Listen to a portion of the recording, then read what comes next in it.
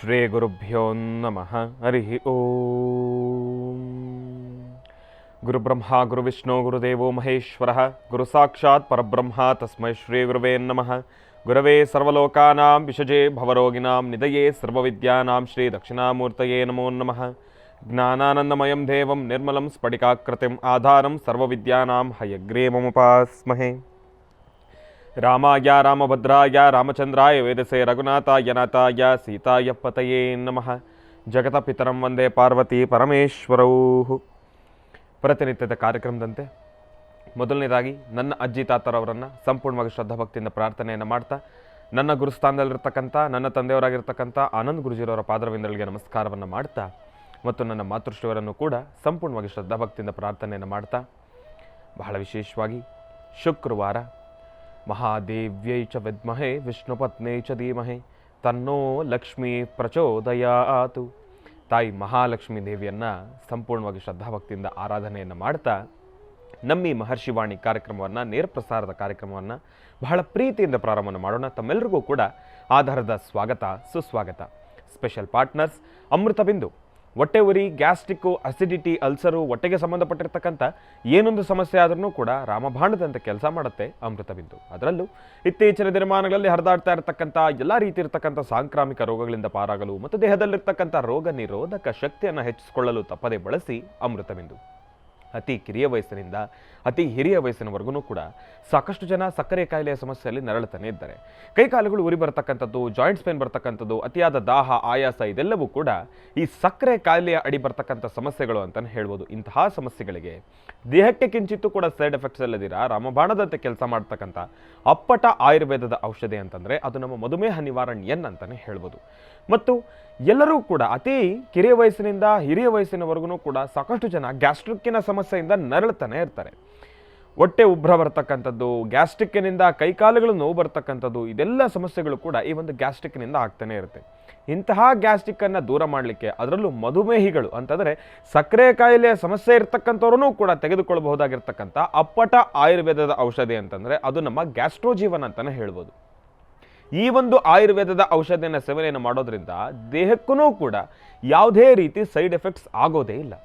ಅಂತಹ ವಿಶೇಷವಾಗಿರ್ತಕ್ಕಂಥ ಅಮೃತೋಪಾದಿಯಾಗಿರ್ತಕ್ಕಂಥ ಔಷಧಿ ಅಂತಂದರೆ ಅದು ನಮ್ಮ ಗ್ಯಾಸ್ಟ್ರೋಜೀವನ್ ಅಂತಲೇ ಹೇಳ್ಬೋದು.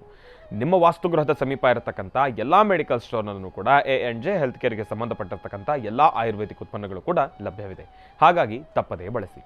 ಮತ್ತು Shri Sai gold palace, 1 gram ಚಿನ್ನವನ್ನು ಖರೀದಿಸಿದರೆ 2 ಗ್ರಾಮ್ ಬೆಳ್ಳಿ ಉಚಿತ. ಇಂತಹ ಸುವರ್ಣ ಅವಕಾಶ ಶ್ರೀ ಸಾಯಿ ಗೋಲ್ಡ್ ಪ್ಯಾಲೇಸ್ನಲ್ಲಿ ಮಾತ್ರ. ಇವರ ಶಾಖೆಗಳು KR Puram, Nagarabhavi, HSR layout, Yelahanka, Basavanagudi, Bengaluru. ಒಳ್ಳೆಯದಾಗಲಿ, ಶುಭವಾಗಲಿ. ಮತ್ತು ಅರವಿಂದ್ ಪ್ರಾಪರ್ಟೀಸ್.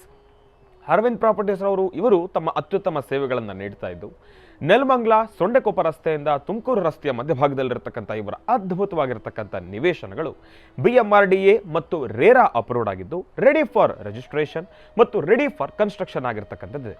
ನಂಬಿಕೆ ಮತ್ತು ವಿಶ್ವಾಸ ಅಂತಂದರೆ ಅದು ನಮ್ಮ ಅರವಿಂದ್ ಪ್ರಾಪರ್ಟೀಸ್ ಅಂತಲೇ ಹೇಳ್ಬೋದು. ಒಮ್ಮೆ ತಪ್ಪದೇ ಭೇಟಿ ನೀಡಿ.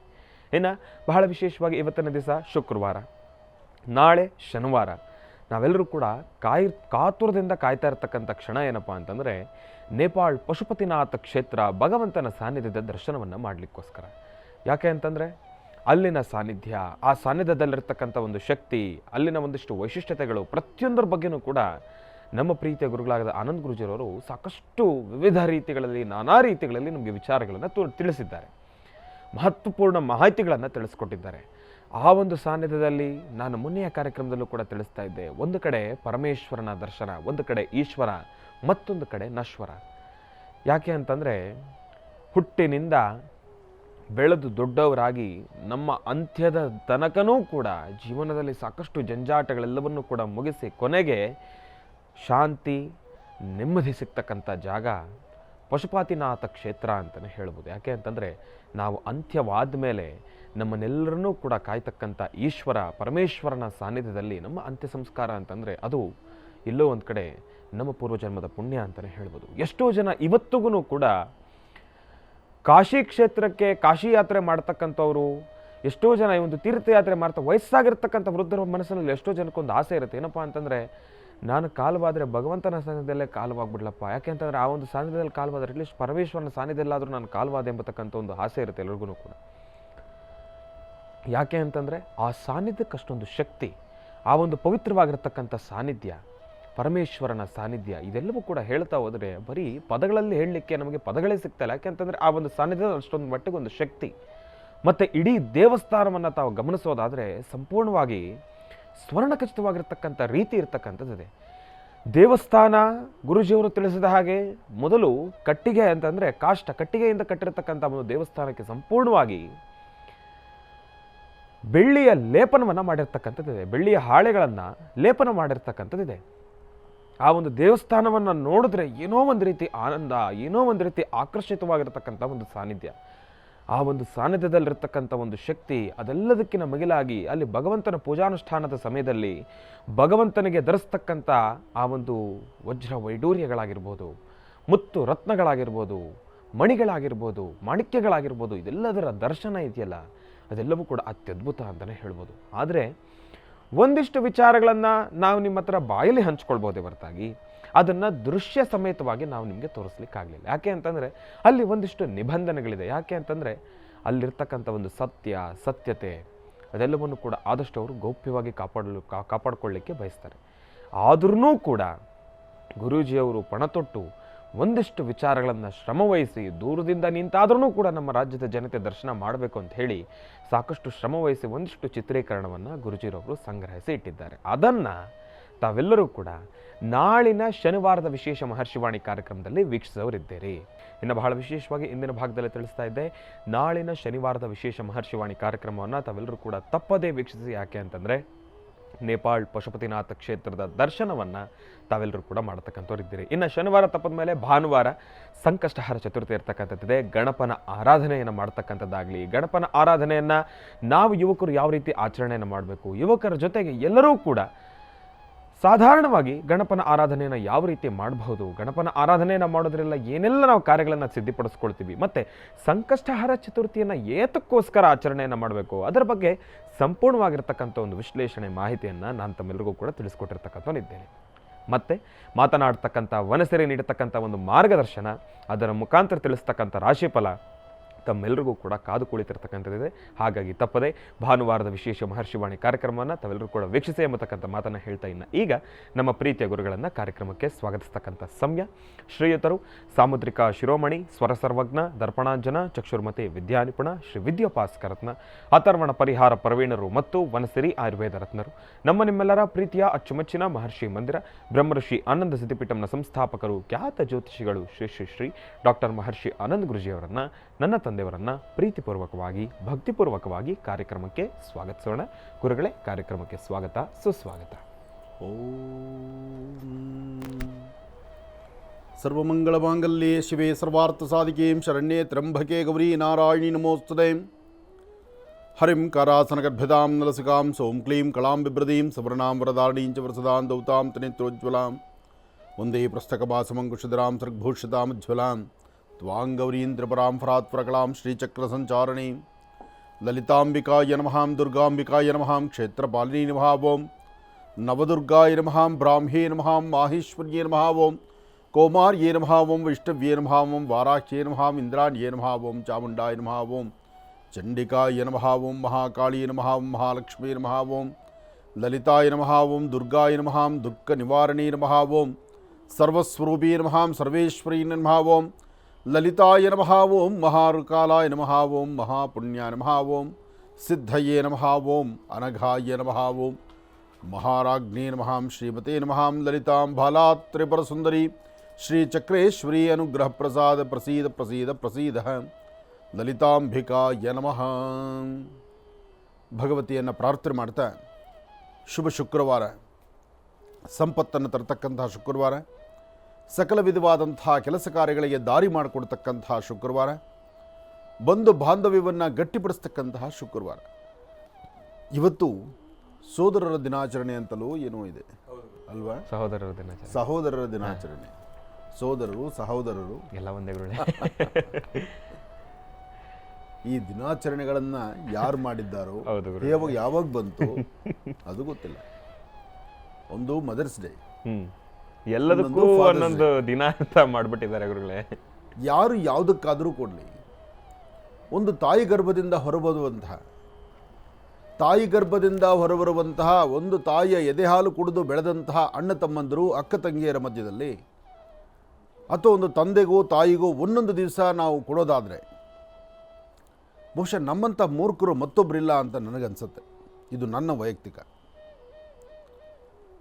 ತಾಯಿ ಎದೆ ಹಾಲು ಕುಡಿದು ಬೆಳೆದಿರತಕ್ಕಂತಹ ಅಣ್ಣ ತಮ್ಮಂದರು ಅಕ್ಕ ತಂಗಿಯರು ಒಂದು ದಿವಸದ ಮಟ್ಟಿಗೆ ನಾವು ಸಂತೋಷವನ್ನು ಸಂಭ್ರಮವನ್ನು ನಮಗೂ ಅಂತ ಒಂದು ದಿವಸ ಇದೆ ಅಂತ ನಾವು ಚಿಂತನೆ ಮಾಡೋದನ್ನು ಮಾಡಿದ್ರೆ ಅದಕ್ಕೆ ಅರ್ಥವಿಲ್ಲ.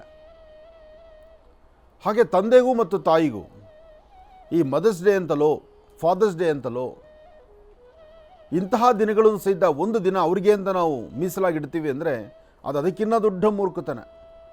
ಜನ್ಮದಾತರೆ ಅವರು, ಅವರಿಗಾಗಿ ನಾವು ಒಂದು ದಿವಸ ಕೊಡೋದು.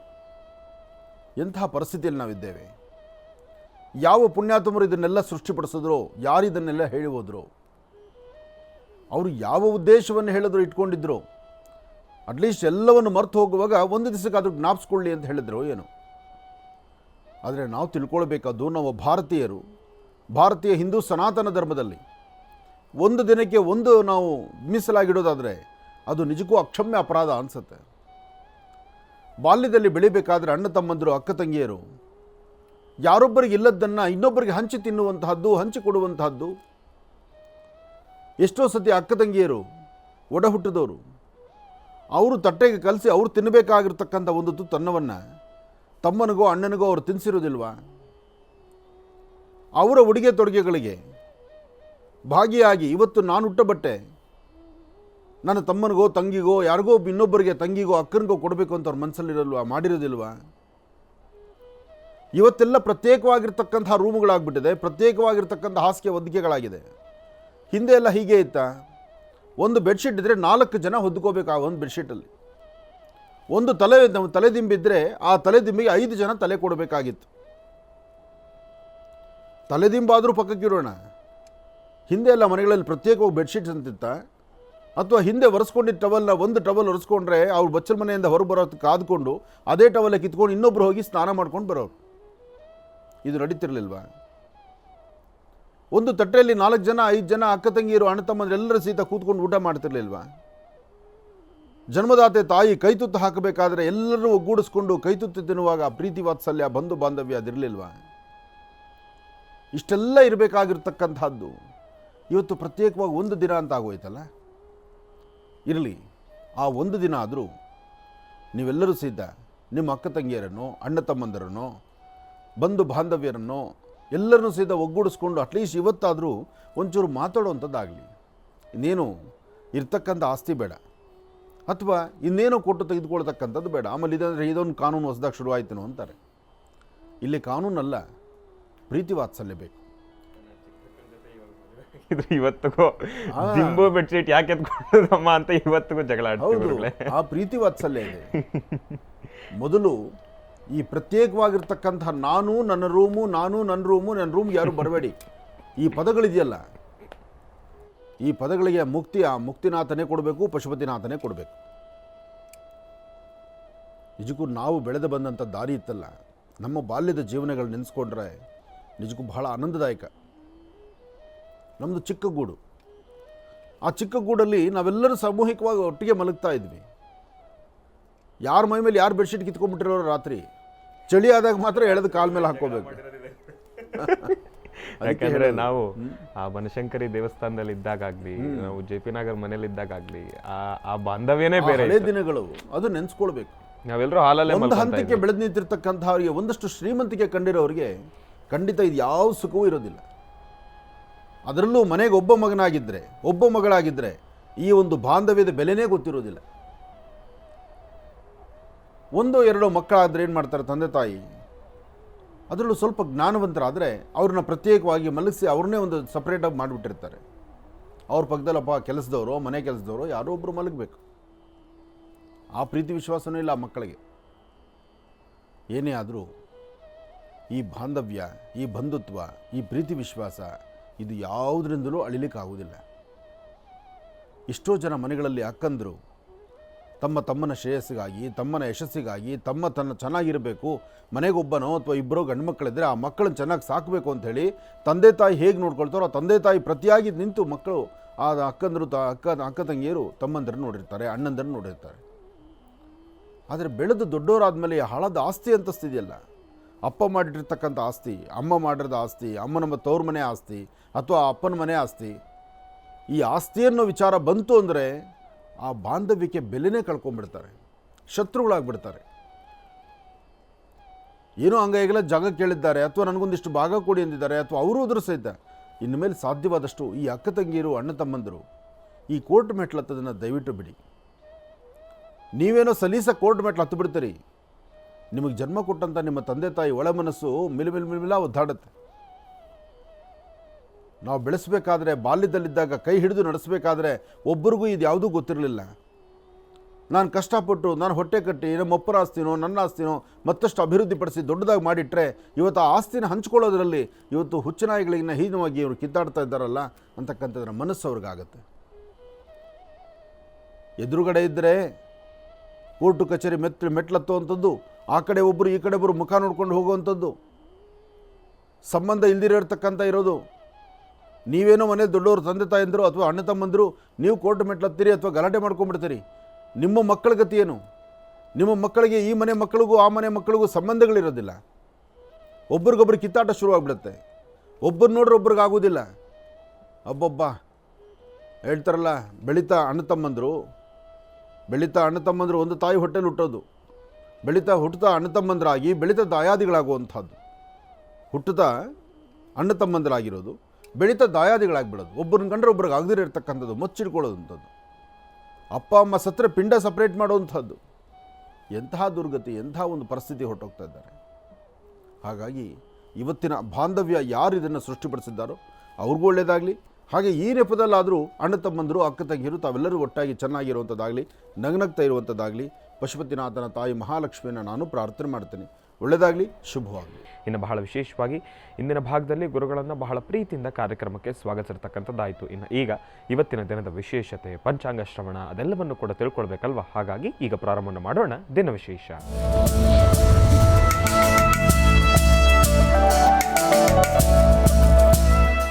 ಗುರುಗಳೇ, ಇವತ್ತಿನ ದಿನದ ವಿಶೇಷತೆ ಹಾಗೂ ಪಂಚಾಂಗ ಶ್ರವಣ.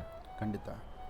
ಓಂ ಸರ್ವಮಂಗಳ ಮಾಂಗಲ್ಯೆ ಶಿವೆ ಸರ್ವಾರ್ಥ ಸಾಧಿಕೆ ಶರಣ್ಯೆ ತ್ರ್ಯಂಬಕೆ ಗೌರಿ ನಾರಾಯಣಿ ನಮೋಸ್ತುತೆ.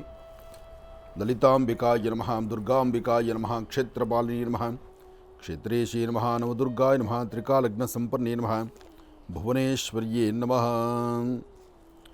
ಭಗವತಿಯನ್ನು ಪ್ರಾರ್ಥನೆ ಮಾಡ್ತಾ ಸರ್ವರಿಗೂ ಸಕಲರಿಗೂ ಸಹಿತ ಸನ್ಮಂಗಳ ಉಂಟಾಗಲಿ.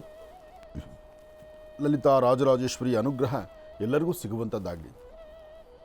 ಶ್ರೀ ಕ್ರೋಧಿನಾಮ ಸಂವತ್ಸರ ಉತ್ತರಾಯಣೆ ವಸಂತ ಋತು ವೈಶಾಖ ಮಾಸ ಕೃಷ್ಣಪಕ್ಷ 24/5/2024 ಶುಕ್ರವಾರ ಪ್ರತಿಪತ್ ಅನುರಾಧ ನಕ್ಷತ್ರ.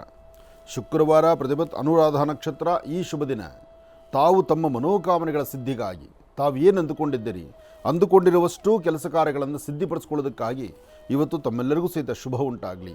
ದೇವಿಯ ಅನುಗ್ರಹ ಎಲ್ಲರಿಗೂ ಸಿಗುವಂಥದ್ದಾಗಲಿ. ಹಾಗೆ ನಿನ್ನೆ ನಮ್ಮ ಪಯಣ ವಿಶೇಷವಾಗಿರ್ತಕ್ಕಂಥ ತಾಯಿಯ ಸಾನ್ನಿಧ್ಯಕ್ಕೆ ನಾವು ಹೊರಟಿದ್ವಿ. ದಕ್ಷ ಮಾಡುವಂತಹ ಯಜ್ಞಕ್ಕೆ ಸತೀದೇವಿ ತನ್ನ ಪತಿಯ ಮಾತನ್ನು ಆಲಿಸ್ದಿರ ನೇರವಾಗಿ ಆ ಯಜ್ಞಕ್ಕೆ ಬರ್ತಾಳೆ. ಕರೆಯದೇ ಬರತಕ್ಕಂಥ ಪರಿಸ್ಥಿತಿ ತಾಯಿದಾಗಿರುತ್ತೆ. ಕರೆಯದೇ ಬರತಕ್ಕಂಥ ಪರಿಸ್ಥಿತಿ ತಾಯಿದಾಗಿದ್ದರೂ ತಾಯಿಯ ಮನಸ್ಸಲ್ಲಿರ್ತಕ್ಕಂಥದ್ದು ಒಂದೇನಪ್ಪ ಅಂದರೆ ಅದು ನನ್ನ ತಾಯಿ ಮನೆ, ನನ್ನ ತವರು ಮನೆ, ನನ್ನ ತವರು ಮನೆಗೆ ನನ್ನನ್ನು ಯಾರೂ ಆಹ್ವಾನ ಮಾಡಬೇಕಾದ್ದಿಲ್ಲ ಎಂಬತಕ್ಕಂಥದ್ದಿದೆ. ಆದರೂ ದಕ್ಷನ ಮಡದಿ ಬಂದಂತಹ ಮಗಳನ್ನು ತನ್ನ ಪರಿವಾರದಲ್ಲಿರ್ತಕ್ಕಂಥ ತನ್ನ ಸಖಿಯರಿಗೂ ತನ್ನ ಪರಿಸರದಲ್ಲಿರ್ತಕ್ಕಂಥ ಅಂಗರಕ್ಷಕರಿಗೂ ಸಹಿತ ಎಲ್ಲರಿಗೂ ಒಂದು ಸೂಚನೆಯನ್ನು ಕೊಟ್ಟಿರ್ತಾರೆ. ಯಾರೊಬ್ಬರು ಸಹಿತ ಸತಿ ಒಳಗೆ ಬರಬೇಕಾದ್ರೆ ಯಾರೂ ನೀವು ಬಾ ಅಂತ ಯಾರನ್ನೂ ಕರಿಬೇಡಿ ಅಂತ. ಈ ಮಹಾಯಜ್ಞದಲ್ಲಿ ಶಿವ ಒಬ್ಬ ಬಿಟ್ಟು ಬ್ರಹ್ಮ, ವಿಷ್ಣು ಮತ್ತು ದೇವಾನುದೇವತೆಗಳು, ಋಷಿಮಂಡಲ ಎಲ್ಲರೂ ಸಹಿತ ಆಗಮಿಸಿರ್ತಾರೆ. ದಕ್ಷನ ಯಜ್ಞ ಅಂದರೆ ಅಷ್ಟು ವಿಶೇಷವಾಗಿರ್ತಕ್ಕಂಥದ್ದು. ದಕ್ಷ ಪ್ರಜಾಪತಿ ಅಂತಹ ಅದ್ಭುತವಾದಂತಹ ಯಜ್ಞವನ್ನು ನಡೆಸ್ತಿರ್ತಾನೆ. ಆದರೆ ಸತೀದೇವಿ ಮತ್ತು ಆತನ ಪತಿ ಶಿವಸತಿಯರನ್ನು ಮಾತ್ರ ಆ ಯಜ್ಞಕ್ಕೆ ಆಹ್ವಾನಿಸೋದಿಲ್ಲ.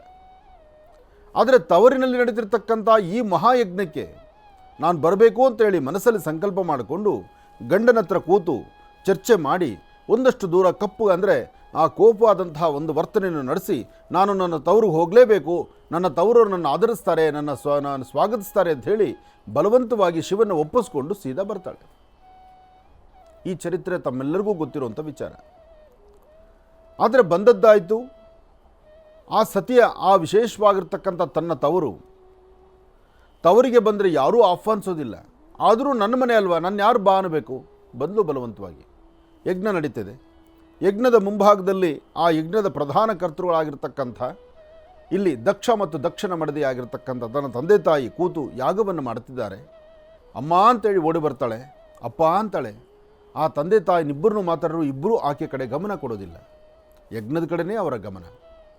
ಆಕೆ ಬಂದು ಅಂಗಲಾಚೋದು, ತನ್ನ ತಂದೆ ತಾಯಿ ಮೇಲೆ ಇಟ್ಟಿರ್ತಕ್ಕಂಥ ಪ್ರೀತಿ, ನನ್ನ ಬಂದ ತಕ್ಷಣ ನಾನು ಬರಮಾಡ್ಕೊಳ್ತೇನೆ ಎಂಬತಕ್ಕಂಥ ಆಸೆ ಆಕಾಂಕ್ಷೆ ಎಲ್ಲವೂ ಸಹಿತ ಆ ದೂರದಲ್ಲಿ ಕೂತಿರ್ತಕ್ಕಂಥ ಬ್ರಹ್ಮ, ವಿಷ್ಣು ಮತ್ತು ಅಷ್ಟದೇವತೆಗಳು, ಬ್ರಹ್ಮಾದಿ ಅಂದರೆ ಸಕಲ ಇಂದ್ರಾದಿ ಅಷ್ಟದೇವತೆಗಳು, ಋಷಿಮಂಡಲ ಎಲ್ಲರೂ ನೋಡ್ತಾರೆ. ಎಲ್ಲರ ಚಿತ್ತ, ಎಲ್ಲರ ಗಮನ ಒಂದು ಕಡೆ ಸತಿದೇವಿ ಅತ್ತ. ಯಾಕೆಂದರೆ ಈ ಕ್ಷಣದಲ್ಲಿ ದಕ್ಷ ಏನಾದರೂ ಮನಸ್ಸೋತು ನನ್ನ ಮಗಳು ಬಂದಿದ್ದಳಂತ ಆ ಯಾಗವನ್ನು ಬಿಟ್ಟು ಎದ್ದೇಳ್ತಾನ? ಎದ್ದೇಳೋದಿಲ್ಲ. ಆದರೆ ಆಕೆ ಕೇಳ್ತಾಳೆ, ನನ್ನ ಗಂಡನೇ ಇಲ್ಲದಂತಹ ಯಜ್ಞ ಮಾಡ್ತಾ ಇದ್ದೀರಲ್ಲ, ಇದು ಏನಕ್ಕೋಸ್ಕರ ಮಾಡ್ತಿದ್ದೀರಿ? ನನ್ನ ಪತಿದೇವರನ್ನು ನೀವು ಆಹ್ವಾನಿಸ್ದಿರ, ಬರೀ ಬ್ರಹ್ಮನ್ನ ಮತ್ತು ವಿಷ್ಣುವನ್ನ ಮಾತ್ರ ಕೊಡಿಸಿದ್ದೀರಲ್ಲ, ಇದು ಎಂಥ ಯಜ್ಞ? ಹರಿಹರ ಬ್ರಹ್ಮಾದಿಗಳು, ಬ್ರಹ್ಮ ವಿಷ್ಣು ಮಹೇಶ್ವರರು 3 ಜನ ತ್ರಿಮೂರ್ತಿಗಳು ಬಂದರೆ ಆ ಯಜ್ಞ ಪರಿಪೂರ್ತಿ ಆಗ್ತಕ್ಕಂಥದ್ದು. ಹಾಗಿದ್ದ ಮೇಲೆ ನಿನ್ನ ಅಳೆಯನಿಗೊಂದು ಮಾತು ಹೇಳಿಲ್ವಲ್ಲಪ್ಪ, ನಿನ್ನ ಅಳೆಯನ್ ಯಾಕೆ ಕರಿಬೇಕು ಅನಿಸ್ಲಿಲ್ವ ನಿನಗೆ? ಇಷ್ಟೆಲ್ಲ ಹೇಳಿದ್ರು ಮೌನದಿಂದಿದ್ದ ದಕ್ಷ. ಆಮೇಲೆ ಎಷ್ಟು ಮಾತಾಡಿದ್ರು ಸಹಿತ ಯಾರೂ ಅದಕ್ಕೆ ಸರಿಯಾಗಿ ರೆಸ್ಪಾಂಡ್ ಮಾಡೋದಿಲ್ಲ, ಮಾತು ಹೇಳೋದಿಲ್ಲ. ಆಗ ಮಾತೃ ತಾಯಿನೇ ಕೇಳ್ತಾಳೆ, ಯಾಕಮ್ಮ ನಾನೀಗ ಜ್ಞಾಪಕ ಬರಲಿಲ್ವಾ? ನಾನು ಒಂದು ಸತಿ ನನ್ನ ಗಂಡನ ಮನೆ ಸೇರಿದ ಮೇಲೆ ನಂಗೆ ತವ್ರ ಮನೆ ಹಕ್ಕಿಲ್ವಾ? ನಾನು ತವ್ರ ಮನೆಗೆ ಬಂದರೆ ನಾನು ಯಾರು ಮಾತಾಡಿಸ್ಬೇಕಾದಿಲ್ವಾ? ಅಥವಾ ನಾನು ಬರಬಾರ್ದಾಗಿತ್ತ? ನಾನು ತಪ್ಪು ಮಾಡೋದನ್ನ ಬರಬಾರ್ದ ನಾನು? ಇಷ್ಟೆಲ್ಲ ಕೇಳಿದ್ಲು, ಆದರೂ ಮೌನದಿಂದಿದ್ಲು. ಇದೆಲ್ಲ ನೋಡಿ ಸಭೆಯಲ್ಲಿ ನಡೆದಂತಹ ಈ ವೃತ್ತಾಂತವೆಲ್ಲವನ್ನು ನೋಡಿ ಸತಿದೇವಿ ಬಹಳಷ್ಟು ಮನಸ್ಸು ನೊಂದುಕೋತಾಳೆ. ಎದುರುಗಡೆ ಯಜ್ಞೇಶ್ವರ ತಾಂಡವಾಡ್ತಾ ಇದ್ದಾನೆ. ಆ ಯಜ್ಞಕುಂಡದಲ್ಲಿ ಇದ್ದಂತಹ ಯಜ್ಞೇಶ್ವರನ್ನು ನೋಡಿ ಒಮ್ಮೆ ಪ್ರಾರ್ಥನೆ ಮಾಡ್ತಾಳೆ, ನಾನು ನನ್ನ ಪತಿಯ ಮಾತನ್ನು ಆಲಿಸ್ದಿರ ನಾನು ಈ ಒಂದು ಯಜ್ಞಕ್ಕೆ ಬಂದಿದ್ದೇನೆ. ಯಜ್ಞಕ್ಕೆ ಬಂದು ನನಗಾದಂತಹ ಈ ಅವಮಾನ ಅಪ್ಪಿತಪ್ಪಿ ನನ್ನ ಹುಡುಕೊಂಡು ನನ್ನ ಪತಿ ಏನಾದರೂ ಬಂದುಬಿಟ್ರೆ, ನನ್ನ ಹುಡುಕೊಂಡು ನನ್ನ ಪತಿದೇವರೇನಾದರೂ ಈ ಯಜ್ಞಕ್ಕೆ ಬಂದು ಆತನಿಗೆ ನನಗಾದಂತಹ ಅವಮಾನ ಹಂಗಾಗ್ಬಿಟ್ರೆ, ನನ್ನ ಅರ್ಧಾಂಗಿಯಿಂದ ನಾನು ಇಂಥದ್ದೊಂದು ಅವಮಾನಕ್ಕೊಳಗಾದ್ನಲ್ಲ ಅನ್ನೋ ಆ ನೋವು ನನ್ನ ಪತಿದೇವರಿಗೆ ಬಂದುಬಿಟ್ರೆ ಅನ್ನೋ ಆ ಚಿಂತನೆಯನ್ನು ಮಾಡಿ ಸತಿದೇವಿ ಯಜ್ಞೇಶ್ವರನ ಪ್ರಾರ್ಥನೆ ಮಾಡಿ ತಾನು ಹಾಗೆಯೇ ಆ ಯಜ್ಞಕುಂಡಕ್ಕೆ ಹಾರ್ತಾಳೆ. ಆ ಯಜ್ಞಕುಂಡಕ್ಕೆ ಹಾರಿ ಸಂಪೂರ್ಣವಾಗಿ ದೇಹದ ಒಳಗಿರ್ತಕ್ಕಂಥ ಎಷ್ಟೇ ಆದರೂ ಶಕ್ತಿ ದೇವತೆ ಆ ತಾಯಿ. ಆ ಶಕ್ತಿ ದೇವತೆಗೆ ಯಜ್ಞೇಶ್ವರ ಏನು ಮಾಡಬಲ್ಲ? ಆದರೆ ಸತೀದೇವಿಯ ಆ ಒಂದು ಜೀವನದ ಕತೆ ಅಲ್ಲಿಗೆ ಮುಗಿಬೇಕಿತ್ತು. ಅದಕ್ಕಾಗಿ ಇಷ್ಟೆಲ್ಲ ನಾಟಕ ನಡೀಬೇಕಾಗಿತ್ತು. ಯಾವಾಗ ಸತಿದೇವಿ ಯಜ್ಞಕುಂಡಕ್ಕೆ ಹಾರ್ತಾಳೆ, ಆಗ ದೇಹದೊಳಗಿರ್ತಕ್ಕಂತಹ ಜೀವಶಕ್ತಿ ಹಾರಿ ಹೋಗುತ್ತೆ, ದೇಹ ಮಾತ್ರ ಅಲ್ಲಿ ನಿಂತುಕೊಳ್ಳುತ್ತೆ. ಈ ನಡೆದಂಥ ಪ್ರತಿಯೊಂದು ವೃತ್ತಾಂತವೂ ಜಟಾಧರನಾಗಿರ್ತಕ್ಕಂತಹ ಸಾಂಬ ಸದಾಶಿವನಿಗೆ ಎಲ್ಲವೂ ಅರ್ಥವಾಗತ್ತೆ. ಸಾಂಬ ಸದಾಶಿವ ಬರ್ತಾನೆ, ಬಂದು ತನ್ನ ಅರ್ಧಾಂಗಿಯಾದಂಥ ಸತೀದೇವಿಯನ್ನು ಅಪಾರವಾದಂತಹ ಪ್ರೀತಿ ಪ್ರೇಮ, ಶಿವ ಏನು ಕೊಡದಿದ್ದರೂ ಪ್ರೀತಿ ಪ್ರೇಮ ಕೊಡೋದ್ರಲ್ಲಿ, ಪ್ರೀತಿ ವಿಶ್ವಾಸ ಕೊಡೋದ್ರಲ್ಲಿ ಖಂಡಿತ ಲೋಪ ಇಲ್ಲ. ಆತನಿಗೆ ಏನು ಬೇಕಿಲ್ಲ. ಆತನಿಗೆ ನನ್ನವರು ಅಂತ ಯಾರು ಹತ್ತಿರ ಬರ್ತಾರೆ, ಯಾರು ಹೃದಯಕ್ಕೆ ಹಪ್ಕೊಳ್ತಾರೆ, ಅವ್ರ ಜೊತೆಲಿ ಇರ್ತಾನೆ ಶಿವ. ಆಗಿರಬೇಕಾದ್ರೆ ತನ್ನ ಅರ್ಧಾಂಗಿನ ಬಿಟ್ಕೊಟ್ಟಾನ. ಅಂತಹ ಮೃತದೇಹದ ಸತೀದೇವಿಯ ಮೃತದೇಹವನ್ನು ಹೆಗಲ ಮೇಲೆ ಹಾಕ್ಕೊಂಡು ಇಡೀ ಪ್ರಪಂಚವನ್ನೇ ಸುತ್ತೋದಕ್ಕೆ ಶುರು ಮಾಡ್ತಾನೆ. ಯಾತಕ್ಕೆ ಸುತ್ತಾ ಇದ್ದ ಅಂದರೆ, ಎಲ್ಲಿ ಹೋದರೆ ಹೇಳುವಂಥವ್ರು ಒಂದು ಸಾಂತ್ವನ ಹೇಳೋರು. ಯಾರೊಬ್ಬರಾದರೂ ಬಂದು ನಿಂತು ಶಿವನ ಮುಂದೆ ಆ ಭಗವಂತನ ಪ್ರಾರ್ಥನೆ ಮಾಡಿ ಸತೀದೇವಿಯ ದೇಹವನ್ನು ಇನ್ನು ಆಗೀತಾಯಿತು ಅಂದರೆ ಆ ದೇಹದಲ್ಲಿ ಜೀವ ಇಲ್ಲದ್ರಿಂದ ಆ ಮೃತದೇಹವನ್ನು ಹೆಗಲ ಮೇಲೆ ಹಾಕ್ಕೊಂಡು ಓಡಾಡೋದು ಬೇಡ ಅಂತ ಪ್ರತಿಯೊಬ್ಬರು ಪಾಠ ಹೇಳೋರೇ ಆಗಿದ್ದರು. ಈ ಪಾಠ ಹೇಳ್ತಕ್ಕಂಥ ಮಾತನ್ನು ಕೇಳಿ ತನ್ನ ಮತ್ತು ತನ್ನ ಸತೀದೇವಿಯಲ್ಲಿರ್ತಕ್ಕಂತಹ ಆ ಪ್ರೀತಿ ಬಾಂಧವ್ಯ ಇತ್ತಲ್ಲ, ಆ ಪ್ರೀತಿ ಬಾಂಧವ್ಯ ನೋಡಿ ಯಾರೊಬ್ಬರಾದ ಸದ್ಯ ಹೇಳುವ ಮಾತನ್ನು ಕೇಳಿ ಆ ಮಾತೇ ಕೇಳಿಸ್ಕೊಳ್ಳೋದು ಬೇಡ ಅಂತ ಯಾರು ಕಂಡರೂ ಶಿವ ಮುಂದಕ್ಕೆ ನಡೀತಾ ಇದ್ದ. ಹೀಗೆ ಪ್ರಪಂಚವನ್ನೇ ಸುತ್ತ ತನ್ನ ಕಾಯಕವನ್ನು ಮರೆತು ಕೂತ್ಕೊಂಡ. ಯಾವಾಗ ತನ್ನ ಕಾಯಕವನ್ನು ಮರೆತು ಜೀವರಾಶಿಗಳಿಗೆ ಊಟ ಕೊಡೋದು ಯಾರು? ಜೊತೆಗೆ ಕಾಲಕ್ಕಾಗಬೇಕಾದ ಮಳೆ ಬೆಳೆ ಸರಿಯಾಗಿ ಆಗದೇ ಇದ್ದಾಗ ಎಲ್ಲರೂ ಸಹಿತ ಜಲಚರಗಳು, ಪ್ರಾಣಿ ಪಕ್ಷಿಗಳು, ದನಕರುಗಳು ಪ್ರತಿಯೊಬ್ಬರಿಗೂ ಸಹಿತ ನೋವು ಶುರುವಾಯಿತು. ಇದೆಲ್ಲವನ್ನು ನೋಡಿ ದೇವಾನುದೇವತೆಗಳು ಹಾಗೆ ಬ್ರಹ್ಮ, ಮಹಾವಿಷ್ಣು ಎಲ್ಲರೂ ಸಹಿತ ಯೋಚನೆ ಮಾಡೋಕ್ಕೆ ಶುರುವಾದರು. ಇಂದ್ರಾದಿ ಅಷ್ಟದೇವತೆಗಳು, ಋಷಿಮುನಿಗಳು ಎಲ್ಲರೂ ಆಲೋಚನೆ ಮಾಡಿದ್ರು, ಶಿವ ತನ್ನ ಕಾಯಕವನ್ನು ಮರೆತು ಹೋಗ್ತಾ ಇದ್ದಾನೆ. ಶಿವ ತನ್ನ ಕಾಯಕವನ್ನು, ತನ್ನ ಮಾಡತಕ್ಕಂತಹ ಕೆಲಸವನ್ನು ಮರೆತು ಬಿಟ್ಟರೆ ಅನ್ನ ಆಹಾರ ಸಿಗೋದಿಲ್ಲ. ಆಗ ಮಹಾವಿಷ್ಣುವಲ್ಲಿ ಎಲ್ಲರೂ ಪ್ರಾರ್ಥನೆ ಮಾಡ್ತಾರೆ, ಇದಕ್ಕೇನಾದ್ರು ಒಂದು ಉಪಾಯ ಮಾಡಬೇಕಲ್ಲ. ಇದಕ್ಕೆ ಉಪಾಯ ಮಾಡಬೇಕು ಅಂದರೆ ಆಗ ಮಹಾವಿಷ್ಣು ಸಹಿತ ಚಿಂತನೆ ಮಾಡ್ತಾನೆ, ಸತೀದೇವಿಯನ್ನು ಮತ್ತು ಶಿವನ್ನ ಇವ್ರನ್ನ ಬೇರೆ ಮಾಡೋದಾದ್ರೂ ಹೇಗೆ? ಆಗ ಸಹಸ್ರ ತೇಜೋಪುಂಜವಾಗಿರ್ತಕ್ಕಂಥ ಸಹಸ್ರಾರು ಸೂರ್ಯ ಕಿರಣಗಳಿಗೆ ಸಮ ಅಂತ ಹೇಳೋದಕ್ಕೂ ಅಸಾಧ್ಯವಾಗಿರ್ತಕ್ಕಂಥ ಸುದರ್ಶನ ಚಕ್ರವನ್ನು ಸತೀದೇವಿ ಮೇಲೆ ಪ್ರಯೋಗ ಮಾಡಿಬಿಡ್ತಾರೆ. ಸತೀದೇವಿ ಮೇಲೆ ಆ ಸುದರ್ಶನ ಚಕ್ರದಿಂದ ಸತೀದೇವಿಯ ದೇಹವನ್ನು ತುಂಡರಿಸ್ತಾರೆ. ಸಹಸ್ರಾರು ತುಂಡುಗಳಾಗ್ಬಿಡುತ್ತದು. ಹಾಗೆ ಆ ದೇಹವನ್ನು ತುಂಡರಿಸಿದಾಗ, ಸತೀದೇವಿಯ ದೇಹವನ್ನು ತುಂಡರಿಸಿದಾಗ ಬಿದ್ದಂಥ ಒಂದೊಂದು ಭಾಗಗಳು ಒಂದೊಂದು ಶಕ್ತಿಪೀಠಗಳಾಗ್ಬಿಡುತ್ತೆ. ಹಾಗೆ ನಿನ್ನೆ ನಾನು ಹೊರಟಂಥದ್ದು ಗುರುವಾರ ಪೌರ್ಣಮಿ, ಸಾಕಷ್ಟು ಶಕ್ತಿಯುತವಾಗಿರ್ತಕ್ಕಂಥ ಸಾನ್ನಿಧ್ಯ. ಇಲ್ಲಿಂದ ಅಸ್ಸಾಂ ಗುವಾಹಟಿಯಲ್ಲಿರ್ತಕ್ಕಂತಹ ಪರಮ ಪವಿತ್ರವಾಗಿರ್ತಕ್ಕಂತಹ ಕಾಮಾಖ್ಯ ಸಾನ್ನಿಧ್ಯ. ಅಲ್ಲಿ ಕಾಮಾಖ್ಯ ಅಂತಲೂ ಹೇಳ್ತಾರೆ, ಮಾತೃಸ್ವರೂಪಿಣಿ ಅಂತಲೂ ಹೇಳ್ತಾರೆ. ಹಾಗೆ ಸತೀದೇವಿಯ ಆ ಮರ್ಮಾಂಗ ಬಿದ್ದ ಸ್ಥಳ ಅಥವಾ ಯೋನಿ ಭಾಗ ಬಿದ್ದ ಸ್ಥಳ, ಆ ಯೋನಿ ಭಾಗ ಬಿದ್ದ ಸ್ಥಳ ಇವತ್ತಿಗೂ ಸಹಿತ ಹಾಗೆ ಆ ಪ್ರಾಂತ್ಯದಲ್ಲಿ ವರ್ಷಕ್ಕೊಂದಾವರ್ತಿ ತನ್ನ ಕ್ರಿಯೆಗಳೂ ನಡೆಯುತ್ತೆ. ಹಾಗೆ ತನ್ನ ಪೂಜಾನುಷ್ಠಾನವೂ ನಿತ್ಯ ನಿರಂತರವಾಗಿರುತ್ತೆ. ಬರ್ತಕ್ಕಂತಹ ಭಕ್ತರ ಮನೋಕಾಮನೆಗಳು ಬೇಗ ಸಿದ್ಧ ಆಗುತ್ತೆ. ಯಾರು ಹೋಗಿ ಅಲ್ಲಿ ಏನು ಕೇಳಿಕೊಂಡ್ರು ಕೇಳಿದಂತಹ ಎಲ್ಲವನ್ನೂ ಸಹಿತ ದಯಪಾಲಿಸ್ತಾಳೆ. ಯಾಕೆಂದರೆ ಆ ತಾಯಿ ಗರ್ಭದ ಆ ಮೂಲದಿಂದಲೇ ತಾನೇ ಪ್ರತಿಯೊಬ್ಬರು ಜನಿಸ್ತಕ್ಕಂಥದ್ದು. ಎಲ್ಲರ ಜನನಕ್ಕೂ ಕಾರಣವಾಗಿರ್ತಕ್ಕಂತಹ ಜನನೇಂದ್ರಿಯ ಸ್ಥಳ ಅದು.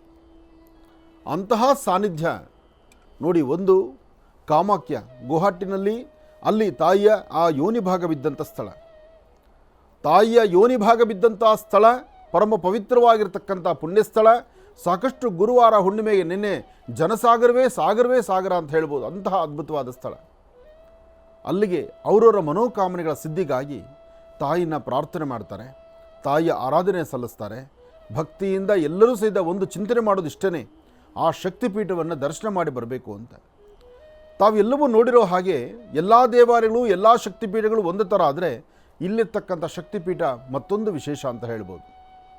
ಈಗ ತಾವು ನೋಡ್ತಿರ್ತಕ್ಕಂಥ ಈ ಶಕ್ತಿಪೀಠ, ಅದರಲ್ಲಿ ಗರ್ಭಾಂಗಣ, ಆ ಗರ್ಭಾಂಗಣ ಇವತ್ತಿಗೂ ಸಹಿತ ಗರ್ಭಾಂಗಣದಲ್ಲಿ ಯಾವುದೇ ವಿದ್ಯುತ್ ಶಕ್ತಿ ಇಲ್ಲ, ದೀಪಗಳಿಲ್ಲ. ಅಲ್ಲಿ ಇನ್ನೊಂದು ವಿಶೇಷತೆ ಇದೆ. ತಮ್ಮ ಮನೋಕಾಮನೆಗಳ ಸಿದ್ಧಿಗಾಗಿ ತಮ್ಮ ಕೆಲಸ ಕಾರ್ಯಗಳು ಅಥವಾ ತಮ್ಮಲ್ಲಿರುವಂಥ ದೃಷ್ಟಿದೋಷವೋ ತಮಗಿರುವಂತಹ ಒಂದಷ್ಟು ನೋವಿನ ಸಂಗತಿಗಳನ್ನು ದೂರ ಮಾಡಿಕೊಳ್ಳಿಕ್ಕೆ ಆ ತಾಯಿಗೆ ನೈವೇದ್ಯ ರೂಪದಲ್ಲಿ ಒಂದಷ್ಟು ಪ್ರಾಣಿಗಳನ್ನು ಬಲಿ ಕೊಡ್ತಾರೆ. ಅದು ಅಲ್ಲಿನ ಪದ್ಧತಿಯೋ ಅಥವಾ ಅಲ್ಲಿನ ಆಚಾರವೋ ಅದು ನನಗೆ ಗೊತ್ತಿಲ್ಲ. ಆದರೆ ಎಲ್ಲೇ ಆದರೂ ತಾಯಿ ಮಾತ್ರ ಯಾರನ್ನೂ ಬಲಿ ಕೇಳೋದಿಲ್ಲ. ಯಾಕೆಂದರೆ ತಾಯಿಯೇ ಜನ್ಮ ಕೊಡ್ತಕ್ಕಂಥದ್ದು. ಆ ತಾಯಿಯೇ ಜನ್ಮ ಕೊಟ್ಟು ಅವಳೇ ಯಾಕೆ ಬಲಿ ಕೇಳ್ತಾಳೆ? ಆದರೆ ಜನಗಳಲ್ಲಿ ಅದೊಂದು ನಂಬಿಕೆ ಇದೆ.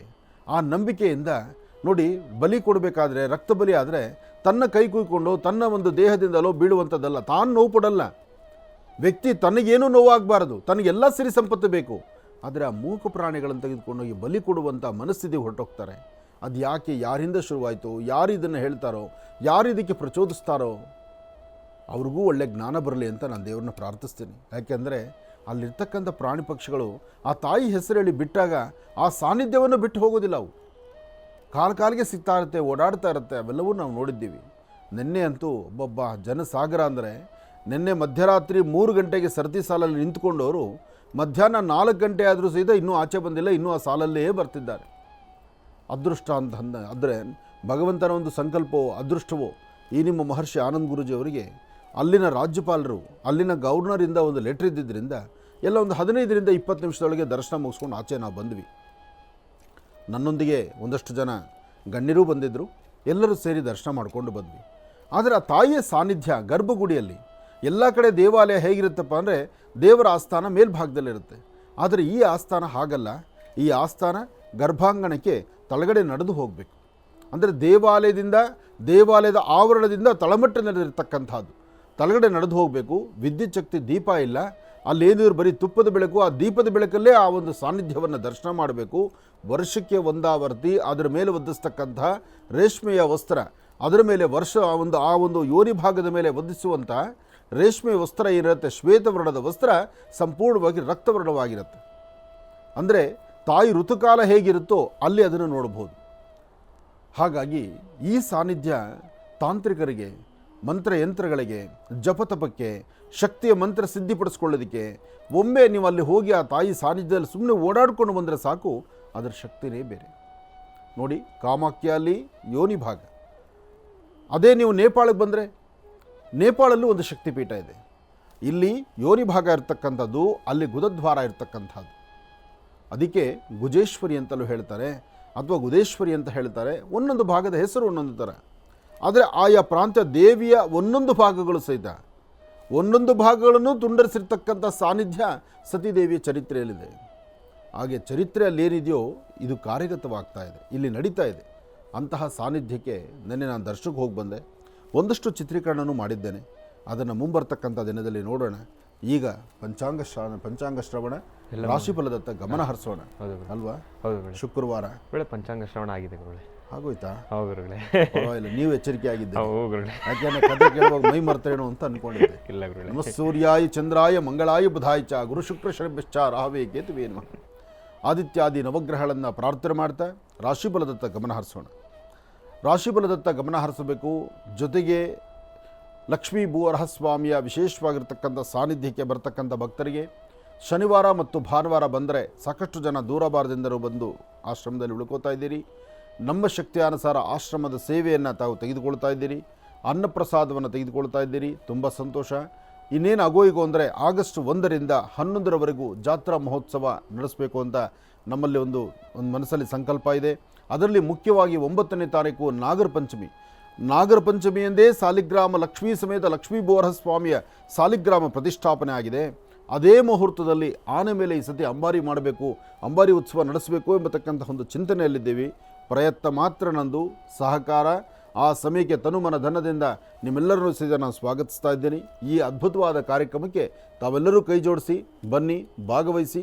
ಲಕ್ಷ್ಮೀ ಭೂವರಹಸ್ವಾಮಿಯ ಅನುಗ್ರಹಕ್ಕೆ ಎಲ್ಲರೂ ಪಾತ್ರರಾಗಿ. ಒಳ್ಳೆಯದಾಗಲಿ, ಶುಭವಾಗಲಿ. ಇನ್ನು ಬಹಳ ವಿಶೇಷವಾಗಿ ಇಂದಿನ ಭಾಗದಲ್ಲಿ ಸಾಕಷ್ಟು ಮಹತ್ವಪೂರ್ಣ ಮಾಹಿತಿಯನ್ನು ಗುರುಜಿಯವರು ನಮ್ಮೆಲ್ಲರಿಗೂ ಕೂಡ ತಿಳಿಸ್ಕೊಟ್ಟಿದ್ದಾರೆ. ಅದರ ಜೊತೆಗೆ ಈಗ ಇವತ್ತಿನ ದಿನದ ರಾಶಿ ಫಲಗಳನ್ನು ತಿಳ್ಕೊಳ್ತಕ್ಕಂಥ ಸಮಯ. ಗುರುಗಳೇ, ರಾಶಿ ಫಲಗಳನ್ನು ತಿಳಿಸ್ಕೊಡ್ಬೇಕು. ಖಂಡಿತ. ನಮಃ ಸೂರ್ಯಾಯ ಚಂದ್ರಾಯ ಮಂಗಳಾಯ ಬುಧಾಯ ಚ ಗುರು ಶುಕ್ರ ಶನಿಶ್ಚ ರಾಹವೇ ಕೇತುವೇ ನಮಃ. ಮೃತ್ಯುಂಜಯಾಯ ರುದ್ರಾಯ ನೀಲಕಂಠಾಯ ಶಂಭವೇ ಅಮೃತೇಶಾಯ ಸರ್ವಾಯ ಮಹಾದೇವಾಯ ತೇ ನಮಃ. ಆದಿತ್ಯಾದಿ ನವಗ್ರಹಗಳನ್ನು ಪ್ರಾರ್ಥನೆ ಮಾಡ್ತಾ ಪ್ರತಿಯೊಬ್ಬರ ಜೀವನವೂ ಸಹಿತ ಯಶಸ್ಸಾಗಲಿ.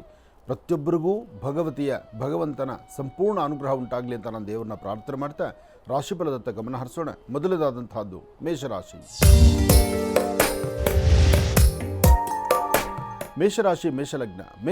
ಮೇಷಲಗ್ನದಲ್ಲಿರ್ತಕ್ಕಂಥವ್ರಿಗೆ ಚಂದ್ರನ ಆಸ್ಥಾನ ಚೆನ್ನಾಗಿದ್ದು ಗುರುವಿನ ಅನುಗ್ರಹ ಇದೆ.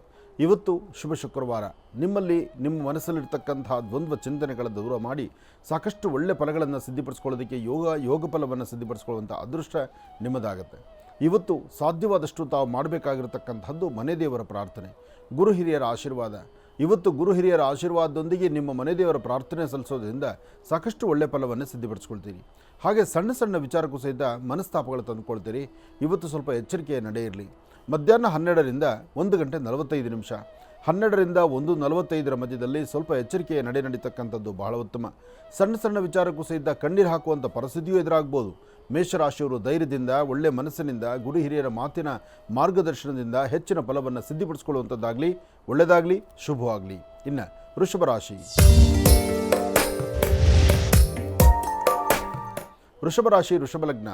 ವೃಷಭಲಗ್ನದಲ್ಲಿರ್ತಕ್ಕಂಥವ್ರಿಗೆ ಚಂದ್ರ ಮತ್ತು ಗುರು ಇರ್ತಕ್ಕಂಥ ಆಸ್ಥಾನ, ಶುಕ್ರ ಇರ್ತಕ್ಕಂಥ ಆಸ್ಥಾನ ಚೆನ್ನಾಗಿದ್ದು ಹಣಕಾಸಿನ ಬಗ್ಗೆ ಪರವಾಗಿಲ್ಲ, ವ್ಯಾಪಾರ ವ್ಯವಹಾರಗಳು ಪರವಾಗಿಲ್ಲ, ವೃತ್ತಿಯ ಧರ್ಮ ಮತ್ತಷ್ಟು ಅಭಿವೃದ್ಧಿಯನ್ನು ಸಿದ್ಧಿಪಡಿಸ್ಕೊಳ್ಳುವಂತಹದ್ರಲ್ಲೂ ಪರವಾಗಿಲ್ಲ. ಆದರೆ ಸಣ್ಣ ಸಣ್ಣ ವಿಚಾರಕ್ಕೂ ಸಹಿತ ಯಾಕೋ ಮನಸ್ಸು ಭಾಳಷ್ಟು ನೊಂದುಕೊಳ್ತಾ ಇರುತ್ತೆ. ವೃಷಭ ರಾಶಿಯಲ್ಲಿರ್ತಕ್ಕಂಥವರು ಹಣಕಾಸಿನ ವಿಚಾರ, ವ್ಯಾಪಾರದ ವಿಚಾರ ಅಥವಾ ಏನಾದರೂ ಒಂದು ಕೆಲಸ ಕಾರ್ಯಗಳನ್ನು ಸಿದ್ಧಪಡಿಸ್ಕೊಳ್ಬೇಕು ಎಂಬತಕ್ಕಂಥ ಸಂಕಲ್ಪ ಎಲ್ಲವೂ ದೃಢ ಸಂಕಲ್ಪದಂತೆ ಇರುತ್ತೆ. ಆದರೆ ನಡೆಸುವಾಗ ಇರತಕ್ಕಂಥ ಒಂದಷ್ಟು ದೋಷಗಳು ನಿಮ್ಮನ್ನು ಬಾಧಿಸ್ತಾ ಹೋಗುತ್ತೆ. ಆದರೆ ಇವತ್ತಿನ ದಿವಸನೇ ನೀವು ಅಂದುಕೊಂಡಿದ್ದನ್ನು ಸಾಧನೆ ಮಾಡ್ಕೊಳ್ಬೇಕಾದ್ರೆ ನಿಮ್ಮ ವ್ಯಾಪಾರ, ವ್ಯವಹಾರ, ವೃತ್ತಿ ಅಭಿವೃದ್ಧಿ, ಕೆಲಸ ಕಾರ್ಯಗಳಲ್ಲಿ ಏನಾದರೂ ಒಂದು ಬದಲಾವಣೆ ಇದೆಲ್ಲವನ್ನು ತಂದುಕೊಳ್ಬೋದು. ಹಾಗೆ ಸಣ್ಣ ಸಣ್ಣ ವಿಚಾರಕ್ಕೂ ಸಹಿತ ಇವತ್ತಿನ ದಿವಸ ನೀವು ಧೈರ್ಯವಾಗಿ ಒಂದು ಹೆಜ್ಜೆ ಮುಂದೆ ಹಾಕಿದ್ರೆ ಎಂಥ ಕೆಲಸ ಆದರೂ ಸಾಧನೆ ಮಾಡ್ಕೊಂಬರ್ತೀರಿ. ಆದರೆ ಇವತ್ತು ನೀವು ಮಾಡಬೇಕಾಗಿರ್ತಕ್ಕಂಥದ್ದು ಮಧ್ಯಾಹ್ನ 2 ಗಂಟೆಯಿಂದ 4:20 ತನಕ ಮತ್ತಷ್ಟು ಅದ್ಭುತವಾದಂಥ ಕೆಲಸವನ್ನು ಸಿದ್ಧಪಡಿಸ್ಕೊಳ್ಳುವಂಥ ಯೋಗ ಇರೋದರಿಂದ ಆ ಯೋಗಫಲ ಭಗವತ್ ಸಂಕಲ್ಪದಿಂದ, ಭಗವಂತನ ಕೃಪೆಯಿಂದ ಸಾಕಷ್ಟು ದಾರಿದೀಪವನ್ನು ಸಿದ್ಧಪಡಿಸ್ಕೊಳ್ತೀರಿ. ಹಾಗೆ ಇವತ್ತು ನೀವು ಮಾಡುವಂತಹ ವೃತ್ತಿ ಧರ್ಮದ ಅಭಿವೃದ್ಧಿಗಾಗಿ ತಾವೇನು ಸಂಕಲ್ಪ ಮಾಡಿದ್ರೂ ಆ ಸಂಕಲ್ಪ ಸಿದ್ಧಿ ಆಗುವಂಥ ಯೋಗ ಲಕ್ಷಣ ಇರೋದರಿಂದ ತಾವು ಧೈರ್ಯವಾಗಿ ಒಂದು ಹೆಜ್ಜೆ ಮುಂದೆ ಹಾಕ್ಬೋದು. ಇವತ್ತು ನೀವು ಮಾಡುವ ಕೆಲಸದಲ್ಲಿ ಮತ್ತಷ್ಟು ಲಾಭ ಸಿಗಲಿ ಅಂತ ಹೇಳಿ ಕುಲದೇವರನ್ನು ಪ್ರಾರ್ಥನೆ ಮಾಡ್ತಾ ನಿಮ್ಮ ಮಾತೃಶ್ರೀ, ನಿಮ್ಮ ತಾಯಿಯ ಪಾದ ಮುಟ್ಟಿ ನಮಸ್ಕಾರ ಮಾಡಿದ್ರೆ ಮತ್ತಷ್ಟು ಅದ್ಭುತವಾದಂಥ ಕ್ಷಣಗಳನ್ನು ತಾವು ಸಿದ್ಧಪಡಿಸ್ಕೊಳ್ತೀರಿ. ಇನ್ನು ಮಿಥುನ ರಾಶಿ. ಮಿಥುನ ರಾಶಿ ಮಿಥುನ ಲಗ್ನದಲ್ಲಿರ್ತಕ್ಕಂಥವ್ರಿಗೆ ಒಂದು ಸ್ಥಾನಮಾನವನ್ನು ಕಲ್ಪಿಸ್ಕೊಳ್ತಕ್ಕಂಥದ್ದು, ವೃತ್ತಿಯ ಅಭಿವೃದ್ಧಿ ಕಾಣತಕ್ಕಂಥದ್ದು, ವ್ಯಾಪಾರ ವ್ಯವಹಾರಗಳ ಕಡೆ ಮತ್ತಷ್ಟು ಗಮನ ಕೊಡ್ತಕ್ಕಂಥದ್ದು, ಹಣಕಾಸಿನ ವಿಚಾರದಲ್ಲಿ ತಾವು ಏನು ಸಂಕಲ್ಪ ಮಾಡಿದ್ರೂ ಆ ಸಂಕಲ್ಪವನ್ನು ಪರಿಪೂರ್ತಿಯಾಗಿ ಸಿದ್ಧಪಡಿಸ್ಕೊಳ್ತೀರಿ. ಆದರೆ ಪ್ರಯಾಣ ಕಾಲ ಮಾತ್ರ ಸ್ವಲ್ಪ ಎಚ್ಚರಿಕೆ ಇರಬೇಕು. ಕುಟುಂಬದ ಸದಸ್ಯರೊಂದಿಗೆ ದೂರಭಾರ ಪ್ರಯಾಣ ಹೊರಡುವಂಥ ಮನಸ್ಥಿತಿ ಇರುತ್ತೆ. ಹಾಗೆ ವ್ಯಾಪಾರದಲ್ಲೊಂದು ಬದಲಾವಣೆ, ಆರ್ಥಿಕ ಪರಿಸ್ಥಿತಿ ಅಭಿವೃದ್ಧಿ, ಹಾಗೆ ಏನಾದರೂ ಒಂದು ವಸ್ತುಗಳನ್ನು ಪರ್ಚೇಸ್ ಮಾಡ್ತಕ್ಕಂಥದ್ದು, ಖರೀದಿ ಮಾಡ್ತಕ್ಕಂಥದ್ದು, ಮನೇಲಿ ಹೆಣ್ಣುಮಕ್ಕಳಿದ್ರೆ ಆ ಹೆಣ್ಣುಮಕ್ಕಳ ಏನಾದರೂ ಉಡುಗೆ ತೊಡುಗೆಗಳನ್ನು ಕೊಡಿಸ್ತಕ್ಕಂಥದ್ದು, ಒಟ್ಟಾರೆ ಹೇಳಬೇಕಂದ್ರೆ ಒಂದಷ್ಟು ಖರ್ಚಿನ ಬಾಬತ್ತಿದೆ. ಆದರೂ ಇವತ್ತು ಸಂತೋಷ ಇದೆ, ಸಂಭ್ರಮ ಇದೆ. ಸರಿಯಾದ ಸಮಯಕ್ಕೆ ಆಹಾರ ತೆಗೆದುಕೊಳ್ಳುವಂತಹ ಯೋಗಫಲ ಇದೆ. ಅನಾರೋಗ್ಯಕ್ಕೆ ತುತ್ತಾಗಿರ್ತಕ್ಕಂಥವ್ರಿಗೂ ಸಹಿತ ಆರೋಗ್ಯವನ್ನು ಸಿದ್ಧಪಡಿಸ್ಕೊಳ್ಳುವಂಥ ಶಿವನ ಅನುಗ್ರಹ ಪಡೀಲಿಕ್ಕೆ ಇರ್ತಕ್ಕಂಥ ಯೋಗಫಲ ಇವತ್ತಿದೆ. ಹಾಗಾಗಿ ಇವತ್ತು ತಾವು ಏನಂದುಕೊಂಡ್ರೂ ಕಾರ್ಯಸಿದ್ಧಿಯೇ. ಅಂತಹ ಅದ್ಭುತವಾದಂಥ ಕಾರ್ಯಸಿದ್ಧಿಯನ್ನು ಸಿದ್ಧಪಡಿಸ್ಕೊಳ್ತಕ್ಕಂಥ ಯೋಗಫಲ ಆದ್ದರಿಂದ ಮಹಾಗಣಪತಿಯನ್ನು ಪ್ರಾರ್ಥನೆ ಮಾಡಿ. ಏಕದಂತಾಯ ವಿದ್ಮಹೇ ವಕ್ರತುಂಡಾಯ ಧೀಮಹಿ ತನ್ನೋದಂತಿ ಪ್ರಚೋದಯಾತ್. ಗಣಪತಿಯ ಪ್ರಾರ್ಥನೆ ಇಷ್ಟಾರ್ಥವನ್ನು ಸಿದ್ಧಪಡಿಸ್ಕೊಂಡಂಗೆ ಆಗುತ್ತೆ. ಇನ್ನು ಕರ್ಕಾಟಕ ರಾಶಿ.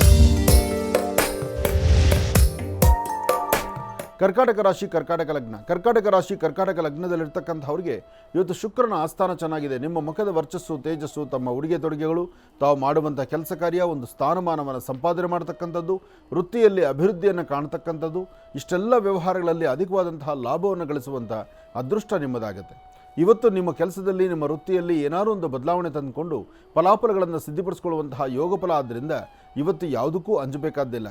ಇವತ್ತು ಧೈರ್ಯವಾಗಿ ಒಂದು ಹೆಜ್ಜೆ ಮುಂದೆ ಹಾಕಿ, ಅದರಲ್ಲೂ 11:20 4:42 ಇವತ್ತು ಬಹಳ ಅದೃಷ್ಟ ಇರತಕ್ಕಂಥ ಕಾಲ ಕರ್ಕಾಟಕ ರಾಶಿಯವರಿಗೆ. ಕರ್ಕಾಟಕ ಲಗ್ನದಲ್ಲಿ ಜನಿಸಿರ್ತಕ್ಕಂಥವರು ಮನೆ ದೇವರನ್ನು ಪ್ರಾರ್ಥನೆ ಮಾಡಿ ದೇವಿಯ ಸಾನ್ನಿಧ್ಯಕ್ಕೆ ಹೋಗಿ ಬನ್ನಿ. ಸಾಧ್ಯವಾದರೆ ಅಪ್ಪಟ ಶ್ರೀಗಂಧ ಚಕ್ಕೆಯಿಂದ ಗಂಧವನ್ನು ತೆಗೆದು ಒಂದಿಷ್ಟು ಗಂಧವನ್ನು ಭಗವಂತನ ಪಾದಕ್ಕೆ ಅರ್ಪಣೆ ಮಾಡಿ ಉಳಿದ ಗಂಧವನ್ನು ತಾವು ಹಣೆಗಚ್ಕೊಳ್ಳೋದ್ರಿಂದ ಎಂತಹ ಕಷ್ಟಕರವಾಗಿರ್ತಕ್ಕಂಥ ಸಮಯ ಆದರೂ ಅದನ್ನು ಆನಂದದಿಂದ ಸ್ವೀಕರಿಸ್ತೀರಿ, ಅಧಿಕವಾದಂತಹ ಲಾಭವನ್ನು ಗಳಿಸ್ತೀರಿ. ಒಳ್ಳೆಯದಾಗಲಿ, ಶುಭವಾಗಲಿ. ಕರ್ಕಾಟಕ ರಾಶಿಯವರೆಗೂ ಕೂಡ ಇರತಕ್ಕಂಥ ರಾಶಿಫಲಗಳನ್ನು ತಿಳ್ಕೊಂಡಿದ್ದೇವೆ. ಇನ್ನುಳಿದಿರ್ತಕ್ಕಂಥ ರಾಶಿಗಳನ್ನ ಗುರುಗಳು ಮುಂದಿನ ಭಾಗದಲ್ಲಿ ತಿಳಿಸ್ತಾ ಹೋಗ್ತಾರೆ. ಇನ್ನು ಈಗ ಮಹರ್ಷಿವಾಣಿ ಕಾರ್ಯಕ್ರಮಕ್ಕೆ ಸಾಕಷ್ಟು ಜನ ಕರೆಯನ್ನು ಮಾಡ್ತಾ ಇರ್ತೀರಿ. ಈಗಾಗಲೇ ಸಾಕಷ್ಟು ಕರೆಗಳು ಕೂಡ ಸಿದ್ಧವಾಗಿವೆ. ಕರೆಗಳನ್ನು ಸ್ವೀಕರಿಸತಕ್ಕಂಥ ಸಮಯ ಇದೀಗ. ಈಗ ಪ್ರಾರಂಭ ಮಾಡೋಣ ಸ್ವರ ಜ್ಯೋತಿಷ್ಯ.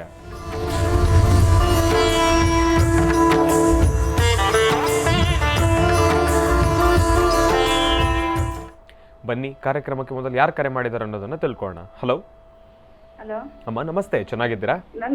ಚೆನ್ನಾಗಿದ್ದೀನಿ ಗುರುಜಿ, ಚೆನ್ನಾಗಿದ್ದೀರಾ? ಚೆನ್ನಾಗಿದ್ದೀನಮ್ಮ. ಎಲ್ಲಿಂದ ಕರೆ ಮಾಡ್ತಿದ್ದೀರಿ? ಗುರುಜಿ, ನಾವು ನಂಜನಗೂಡು ತಾಲೂಕು 2 ಗ್ರಾಮದಿಂದ. ಸಂತೋಷ ಅಮ್ಮ. ಅಮ್ಮ, ತಮ್ಮ ಹೆಸರು? ರೂಪ ಅಂತ ಗುರುಜಿ. ರೂಪ ಅಂತ ಹೇಳಿ. ಗುರುಜಿ ನಮ್ಮ ಜೊತೆ ಇದ್ದಾರಮ್ಮ, ಮಾತಾಡಿತಾಯಿ. ಹಲೋ, ನಮಸ್ಕಾರ ಗುರುಜಿ. ನಮಸ್ತೆ ತಾಯಿ, ಹೇಳಮ್ಮ. ಕೋಟಿ ಕೋಟಿ ನಮಸ್ಕಾರ ನಿಮ್ಮ ಪಾದಕ್ಕೆ ಗುರುಜಿ. ಒಳ್ಳೇದಾಗ್ಲಮ್ಮ, ಹೇಳು ಮಗು.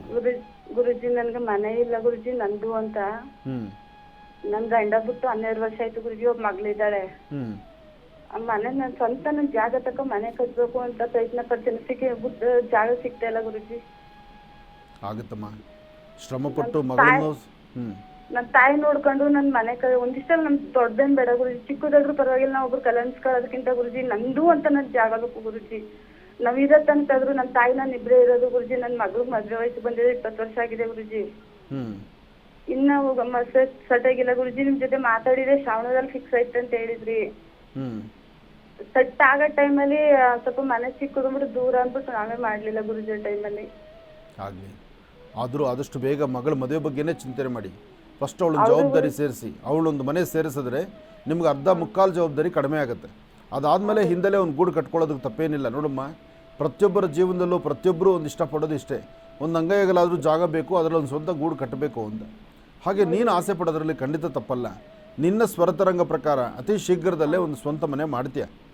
ಆ ಮಾಡೋ ಯೋಗ ಫಲ ನಿನಗಿದೆ, ಯೋಚನೆ ಮಾಡಬೇಡ. ಅದರಲ್ಲೂ ನೀನಿರೋದು ನಂಜನಗೂಡು ಅಂತ ಹೇಳ್ತಾ ಇದೆಯಾ. ನಂಜನಗೂಡು ಹತ್ರ ಆ ಸುತ್ತಮುತ್ತ ಇದ್ದಾಗ ನಂಜುಂಡೇಶ್ವರನ ಅನುಗ್ರಹ ನಿಂಗೆ ಇದ್ದೇ ಇರುತ್ತೆ. ಸಾಧ್ಯವಾದರೆ ಒಂದು 3 ಸೋಮವಾರ ಶಿವನ ದರ್ಶನಕ್ಕೆ ಹೋಗಿ ಬಂದು ಅಲ್ಲಿ ಸೋಮವಾರ ದಿವಸನೇ ಒಂದು ದೀಪ ಹಚ್ಚಿ ನಮಸ್ಕಾರ ಮಾಡಮ್ಮ. ಸರಿ, ಇವಾಗ ತಾನೇ ಹೋಗ್ಬಿಟ್ಟು ಬಂದೆ ಗುರುಜಿ. ಮತ್ತೆ ಒಳ್ಳೇದಾಯ್ತು ನೋಡು. ರಾಜ್ಯದ ಮೂಲೆಗಳಿಂದ ಆ ಕ್ಷೇತ್ರ ದರ್ಶನಕ್ಕೆ ಬರ್ತಾರೆ. ಯಾವತ್ತೂ ನಾವು ತುಂಬ ಜನ ಮಾಡೋ ತಪ್ಪೇನು ಗೊತ್ತಾ, ಹಿತ್ತಲು ಗಿಡ ಮೊದಲ್ಲ ಅಂತ ನಮ್ಮ ಪರಿಸರದಲ್ಲಿ ಇರ್ತಕ್ಕಂಥದ್ದು ನಾವು ಮರೆತು ಬಿಡ್ತೀವಿ. ನಾವೆಲ್ಲೋ ದೂರ ಬಾರ ಪ್ರಯಾಣ ಬೆಳೆಸ್ಕೊಂಡು ಹೋಗ್ತಾ ಇರ್ತೀವಿ. ಅದೊಂದು ಸಾನ್ನಿಧ್ಯ ಇದೆ, ಆ ಸಾನ್ನಿಧ್ಯದಲ್ಲಿ ತುಂಬ ಶಕ್ತಿ ಇದೆ. ಹೋಗಿ ದರ್ಶನ ಮಾಡ್ತಾ ಇರು, ಖಂಡಿತ ಒಳ್ಳೆಯದಾಗತ್ತೆ. ನಿನ್ನ ಇಷ್ಟದ ಪ್ರಕಾರ, ನಿನ್ನ ಸ್ವರತರಂಗ ಪ್ರಕಾರ ನೀನು ಆದಷ್ಟು ಬೇಗ ಒಂದು ಗೂಡು ಕಟ್ತೀಯ. ಅದಕ್ಕಿಂತ ಮುಖ್ಯವಾಗಿ ನಾನು ಹೇಳೋದಿಷ್ಟೇ, ಮಗಳಿಗೊಂದು ಒಳ್ಳೆ ಮನೆ ಸೇರಿಸುವ, ಒಳ್ಳೆ ಮನೆ ನೋಡಿಬಿಟ್ಟು ಆದಷ್ಟು ಬೇಗ ಅವಳಿಗೊಂದು ಮದುವೆ ಮಾಡಿಕೊಡು, ಒಳ್ಳೆಯದಾಗಲಿ. ಇನ್ನು ಬಹಳ ವಿಶೇಷವಾಗಿ ಇಂದಿನ ಭಾಗದಲ್ಲಿ ಗುರುಗಳು ಕರ್ಕಾಟಕ ರಾಶಿಯವರೆಗೂ ಕೂಡ ರಾಶಿಫಲಗಳನ್ನು ತಿಳಿಸ್ಕೊಟ್ಟಿದ್ದಾರೆ. ಇನ್ನು ಈಗ ಸಿಂಹರಾಶಿಯಿಂದ ರಾಶಿಫಲಗಳನ್ನು ಮುಂದುವರಿಸಬೇಕು. ಗುರುಗಳೇ, ಸಿಂಹರಾಶಿಯಿಂದ ರಾಶಿಫಲಗಳನ್ನು ಮುಂದುವರಿಸೋಣ. ಖಂಡಿತ. ಇನ್ನು ಸಿಂಹರಾಶಿ, ಸಿಂಹರಾಶಿ ಸಿಂಹಲಗ್ನ. ಸಿಂಹರಾಶಿ ಸಿಂಹಲಗ್ನದಲ್ಲಿರ್ತಕ್ಕಂಥವರಿಗೆ ಚಂದ್ರನ ಆಸ್ಥಾನ, ಗುರುವಿನ ಅನುಗ್ರಹ ಇದ್ದು ಇಷ್ಟಾರ್ಥವನ್ನು ಸಿದ್ಧಿಪಡಿಸ್ಕೊಳ್ತಕ್ಕಂತಹ ಯೋಗ ಫಲ ಇದೆ. ಆದರೆ ಇವತ್ತಿನ ದಿವಸ ರಾಹುಕಾಲದಲ್ಲಿ ಯಾವುದೋ ಒಂದು ದೇವಿಯ ಸಾನ್ನಿಧ್ಯಕ್ಕೆ ಬಂದು ಒಂದಿಷ್ಟು ಮಂಗಳ ದ್ರವ್ಯಗಳನ್ನು ಕೊಟ್ಟು ಪ್ರಾರ್ಥನೆ ಮಾಡೋದ್ರಿಂದ ಮತ್ತಷ್ಟು ವಿಶೇಷವಾದ ಫಲವನ್ನು ಸಿದ್ಧಿಪಡಿಸ್ಕೊಳ್ಬೋದು. ಸಿಂಹರಾಶಿ ಸಿಂಹಲಗ್ನದಲ್ಲಿರ್ತಕ್ಕಂಥವರು ಇವತ್ತು ತಮ್ಮ ಕರಹಸ್ತದಿಂದ ಒಂದಷ್ಟು ಮೊಸರು ಬೆಲ್ಲವನ್ನು ಯಾವುದಾದ್ರು ಕ್ಷೇತ್ರಕ್ಕೋ ಅಥವಾ ಯಾರಿಗಾದ್ರು ಕೊಡ್ತಕ್ಕಂಥದ್ದು, ಅಥವಾ ಮೊಸರು ಮತ್ತು ಬೆಲ್ಲವನ್ನು ಯಾವುದಾದ್ರು ಶಿವಾಲಯಕ್ಕಾದರೂ ದೇವಿ ಸಾನ್ನಿಧ್ಯಕ್ಕಾದರೂ ಕೊಟ್ಟು ಬರೋದ್ರಿಂದ ಕೆಲವಷ್ಟು ಕರ್ಮಫಲಗಳು ದೂರ ಆಗಿ ಸಾಕಷ್ಟು ಒಳ್ಳೆ ಫಲಗಳನ್ನು ತಾವು ಸಿದ್ಧಿಪಡಿಸ್ಕೊಳ್ತೀರಿ. ಒಳ್ಳೆಯದಾಗಲಿ, ಶುಭವಾಗಲಿ. ಇನ್ನು ಕನ್ಯಾ ರಾಶಿ,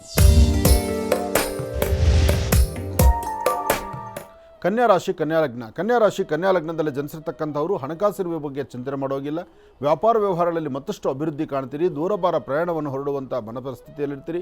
ಇವತ್ತು ತೃಪ್ತಿಕರವಾದಂತಹ ಫಲವನ್ನು ಸಿದ್ಧಿಪಡಿಸ್ಕೊಳ್ಳುವಂತಹ ಯೋಗ ಫಲ ಆದ್ದರಿಂದ ಯಾವುದಕ್ಕೂ ತಾವು ಹಂಚಬೇಕಾದಿಲ್ಲ. ಆದರೆ ಸಣ್ಣ ಸಣ್ಣ ವಿಚಾರಕ್ಕೂ ಸಹಿತ ಮೂಗಿನ ತುದಿಯಲ್ಲಿ ಕೋಪ ಇರುತ್ತೆ. ಕೋಪದಿಂದ ಏನೂ ಸಾಧನೆ ಮಾಡ್ಕೊಳ್ಳಿಕ್ಕಾಗಲ್ಲ. ಸ್ವಲ್ಪ ಆಲೋಚನೆ ಮಾಡಿ ಒಂದು ಹೆಜ್ಜೆ ಮುಂದಿಟ್ಟರೆ ಖಂಡಿತ ಹೆಚ್ಚಿನ ಫಲ. ಇವತ್ತಿನ ದಿವಸ ತಾಯಿ ದುರ್ಗಾಪರಮೇಶ್ವರಿಯ ಪ್ರಾರ್ಥನೆ, ಶಕ್ತಿ ದೇವತೆಯ ಪ್ರಾರ್ಥನೆ ಅಥವಾ ಗ್ರಾಮ ದೇವತೆಯ ಪ್ರಾರ್ಥನೆ ಮಾಡಿ ರಾಹುಕಾಲದಲ್ಲಿ ದೇವಿಯ ದರ್ಶನ ಮಾಡಿ ಬರೋದರಿಂದ ಮತ್ತಷ್ಟು ವಿಶೇಷವಾದಂಥ ಫಲವನ್ನು ತಾವು ಸಿದ್ಧಿಪಡಿಸ್ಕೊಳ್ತೀರಿ ಕನ್ಯಾ ರಾಶಿಯವರು. ಇನ್ನು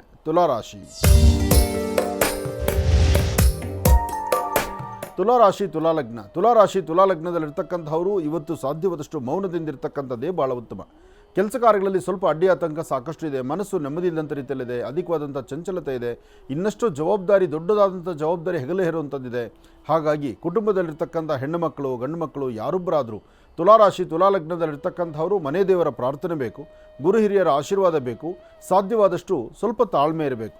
ತಾಳ್ಮೆಯಿಂದ ಇದ್ದರೆ ಮಾತ್ರ ಇವತ್ತಿನ ಕೆಲಸಗಳು ಸಿದ್ಧಿ ಆಗ್ತಕ್ಕಂಥದ್ದು. ಇದೆಲ್ಲದರ ಮಧ್ಯದಲ್ಲಿ ಒಂದು ಚಿಟಿಕೆ ಉದ್ದಿನಬೇಳೆ, ಒಂದು ಚಿಟಿಕೆ ಉಪ್ಪು ಮತ್ತು ಉದ್ದು ಎರಡೂ ಸಹಿತ ಏಕಕಾಲದಲ್ಲೇ ತೆಗೆದುಕೊಂಡು ದೃಷ್ಟಿ ತೆಗೆದು ಹಸಿರು ಗಿಡದ ಮೇಲೆ ಹಾಕೋದ್ರಿಂದ, ಆ ಹಸಿರು ಗಿಡದ ಮೇಲೆ ಉಪ್ಪು ಮತ್ತು ಉದ್ದಿನಬೇಳೆ ಹಾಕೋದ್ರಿಂದ ಬರ್ತಕ್ಕಂಥ ದೋಷಗಳು ದೂರ ಆಗುತ್ತೆ. ಮನಸ್ಸಿಗಿಷ್ಟು ಶಾಂತಿ, ನೆಮ್ಮದಿ ಆಗುತ್ತೆ. ವ್ಯಾಪಾರ ವ್ಯವಹಾರದಲ್ಲಿ ಅಭಿವೃದ್ಧಿ ಕಾಣುವಂಗಾಗುತ್ತೆ. ಆದಷ್ಟು ನಿಮ್ಮ ಒಳ್ಳೆ ಮನಸ್ಸಿಗೆ ತಕ್ಕ ಒಂದು ಫಲ ಖಂಡಿತ ಕಾರ್ಯಸಿದ್ಧಿ ಆಗುತ್ತೆ. ಏನೇ ಮಾಡಬೇಕಾದರೂ ಒಳ್ಳೆ ಮನಸ್ಸಿನಿಂದ ಚಿಂತನೆ ಮಾಡಿ ಅದರ ಫಲಾಫಲಗಳನ್ನು ಖಂಡಿತ ಸಿದ್ಧಿಪಡಿಸ್ಕೊಳ್ತೀರಿ. ಒಳ್ಳೆಯದಾಗಲಿ, ಶುಭವಾಗಲಿ. ಇವತ್ತು ಮತ್ತೊಂದು ಹೆಜ್ಜೆ ಮುಂದೆ ಇಡುವ ಹಾಗೆ ಇವತ್ತಿನ ದಿವಸ ತಾಯಿ ಶಂಕರಿ, ಬನಶಂಕರಿಯನ್ನು, ದುರ್ಗಾಪರಮೇಶ್ವರಿಯನ್ನು ಅಥವಾ ಯಾವುದಾದ್ರೂ ಒಂದು ಶಕ್ತಿ ದೇವತೆಯನ್ನು ತಾವು ಪ್ರಾರ್ಥನೆ ಮಾಡೋದ್ರಿಂದ ಇನ್ನಷ್ಟು ಅದ್ಭುತವಾದಂಥ ಫಲವನ್ನು ತಾವು ಸಿದ್ಧಿಪಡಿಸ್ಕೊಳ್ತೀರಿ. ಒಳ್ಳೆಯದಾಗಲಿ, ಶುಭವಾಗಲಿ. ಇನ್ನು ವೃಶ್ಚಿಕ ರಾಶಿ,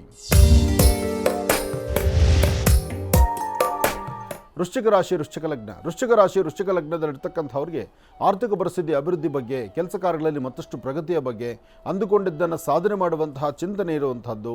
ಹಾಗೆ ವೃತ್ತಿಯಲ್ಲಿ ಒಂದು ಅಭಿವೃದ್ಧಿಯನ್ನು ಕಂಡು ಆರ್ಥಿಕ ಪರಿಸ್ಥಿತಿ, ಹಣಕಾಸಿನ ವಿಚಾರದಲ್ಲೂ ಯಥೇಚ್ಛವಾದಂಥ ರೀತಿ ಭಗವತಿಯ ಅನುಗ್ರಹದಿಂದ ಕಾರ್ಯಸಿದ್ಧಿಯನ್ನು ಮಾಡಿಕೊಳ್ತೀರಿ. ಇವತ್ತು ತಾವು ಏನೇ ಕಾರ್ಯಸಿದ್ಧಿಯನ್ನು ಮಾಡ್ಕೊಳ್ಬೇಕಾದ್ರೂ, ಯಾವುದೇ ಫಲಾಫಲಗಳನ್ನು ಸಿದ್ಧಿಪಡಿಸ್ಕೊಳ್ಬೇಕಾದ್ರೂ ಇವತ್ತು ಒಂದಷ್ಟು ಆಲೋಚನೆ ಮಾಡಬೇಕು. ಸರಿಯಾದ ಕ್ರಮವನ್ನು ಅನುಸರಿಸಿದ್ರೆ ಮಾತ್ರ ಅದರ ಫಲಗಳು ಸಿಗ್ತಕ್ಕಂಥದ್ದು. ಹಾಗೆ ತಾಯಿ ದುರ್ಗೆಯನ್ನು ಆರಾಧನೆ ಮಾಡಬೇಕು. ಓಂ ದುಂ ದುರ್ಗಾಯೇ ನಮಃ, ಓಂ ದುಂ ದುರ್ಗಾಯೇ ನಮಃ, ಓಂ ದುಂ ದುರ್ಗಾಯೇ ನಮಃ. ಹೀಗೆ ತಾಯಿ ದುರ್ಗಾಪರಮೇಶ್ವರಿಯನ್ನು ಪ್ರಾರ್ಥನೆ ಮಾಡೋದ್ರಿಂದ ಸಾಕಷ್ಟು ಒಳ್ಳೆ ಫಲಗಳನ್ನು ತಾವು ಸಿದ್ಧಿಪಡಿಸ್ಕೊಂಡಂಗಾಗುತ್ತೆ. ಹಾಗಾಗಿ ಇವತ್ತು ದುರ್ಗಾ ಪ್ರಾರ್ಥನೆ ಮಾಡಿ ವೃಶ್ಚಿಕ ರಾಶಿಯವರು ತುಂಬ ಅನುಕೂಲವನ್ನು ಸಿದ್ಧಪಡಿಸ್ಕೊಳ್ತೀರಿ. ಇದರ ಜೊತೆಗೆ ಸಾಧ್ಯವಾದರೆ 9 ವರ್ಷದ ಒಳಗಿರುವಂಥ ಮಕ್ಕಳಿಗೆ ಒಂದಷ್ಟು ತಿಂಡಿ ತಿನಿಸನ್ನು ಕೊಟ್ಟು ಒಂದು ಒಳ್ಳೆ ಪ್ರಾರ್ಥನೆ ಮಾಡ್ತಕ್ಕಂಥದ್ದು, ಸುಮಂಗಲೆಯರಿಗೆ ಅರಿಶಿನ ಕುಂಕುಮ ಮಂಗಳ ದ್ರವ್ಯಗಳನ್ನು ಕೊಡ್ತಕ್ಕಂಥದ್ದು, 9 ವರ್ಷದ ಒಳಗಿರುವಂಥ ಹೆಣ್ಣು ಮಕ್ಕಳು ಸಿಕ್ಕಿದ್ರೆ ಆ ಮಕ್ಕಳ ಹಣೆಗೆ ಒಂಚೂರು ಕುಂಕುಮ ಇಟ್ಟು ಒಂದು ಪ್ರಾರ್ಥನೆ ಮಾಡಿಕೊಂಡ್ರೆ ಖಂಡಿತ ಹೆಚ್ಚಿನ ಫಲವನ್ನು ಮತ್ತಷ್ಟು ಸಿದ್ಧಪಡಿಸ್ಕೊಳ್ತೀರಿ ವೃಶ್ಚಿಕ ರಾಶಿಯವರು.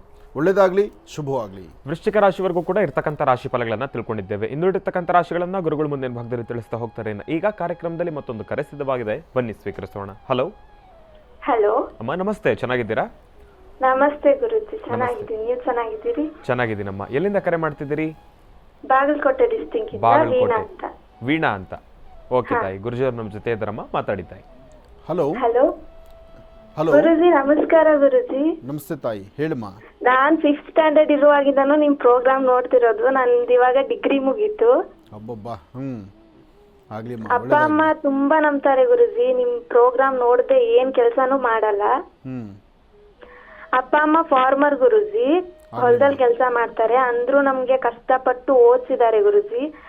10th ಡಿಸ್ಟಿಂಕ್ಷನ್ ಮಾಡಿಸಿದ್ದಾರೆ. ಇಂಗ್ಲಿಷ್ ಮೀಡಿಯಂ ಹಚ್ಚಿದ್ರು. PUC ಸೈನ್ಸ್ ಮಾಡಿದ್ದೆ ಗುರುಜಿ, 94% ಮಾಡಿದ್ದೆ. ಇವಾಗ BSc ಕಂಪ್ಲೀಟ್ ಆಯ್ತು. ಜೊತೆಗೆ ಟೈಪಿಂಗ್ ಮತ್ತೆ ಸ್ಟೆನೋಗ್ರಾಫಿನೂ ಕಂಪ್ಲೀಟ್ ಮಾಡ್ಕೊಂಡಿದ್ದೀನಿ ಗುರುಜಿ. ನಂಗೊಂದೇ ಆಸೆ, ಅಪ್ಪ ಅಮ್ಮಂಗ್ ಸ್ವಲ್ಪ ಚೆನ್ನಾಗಿ ನೋಡ್ಕೋಬೇಕು, ಅವ್ರಿಗೇನೋ ಒಂದು ನಾನ್ ರಿಟರ್ನ್ ಕೊಡ್ಬೇಕು ಅಂತ ತುಂಬಾ ಆಸೆ ಇದೆ ಗುರುಜಿ. ನನ್ ಗವರ್ಮೆಂಟ್ ಜಾಬ್ ಆಗುತ್ತಾ ಅನ್ನೋದೊಂದೇ ಕೇಳಬೇಕಾಗಿತ್ತು ಗುರುಜಿ ಪ್ರಶ್ನೆ. ಪ್ರತಿಯೊಬ್ಬ ಹೆಣ್ಣು ಮಕ್ಕಳಿಗೂ ಜನ್ಮದಾತರ ಶ್ರಮ ಏನು ಎಂಬತಕ್ಕಂಥದ್ದು ಮೊದಲು ಗೊತ್ತಾಗೋದು ಹೆಣ್ಮಕ್ಳಿಗೇನೆ.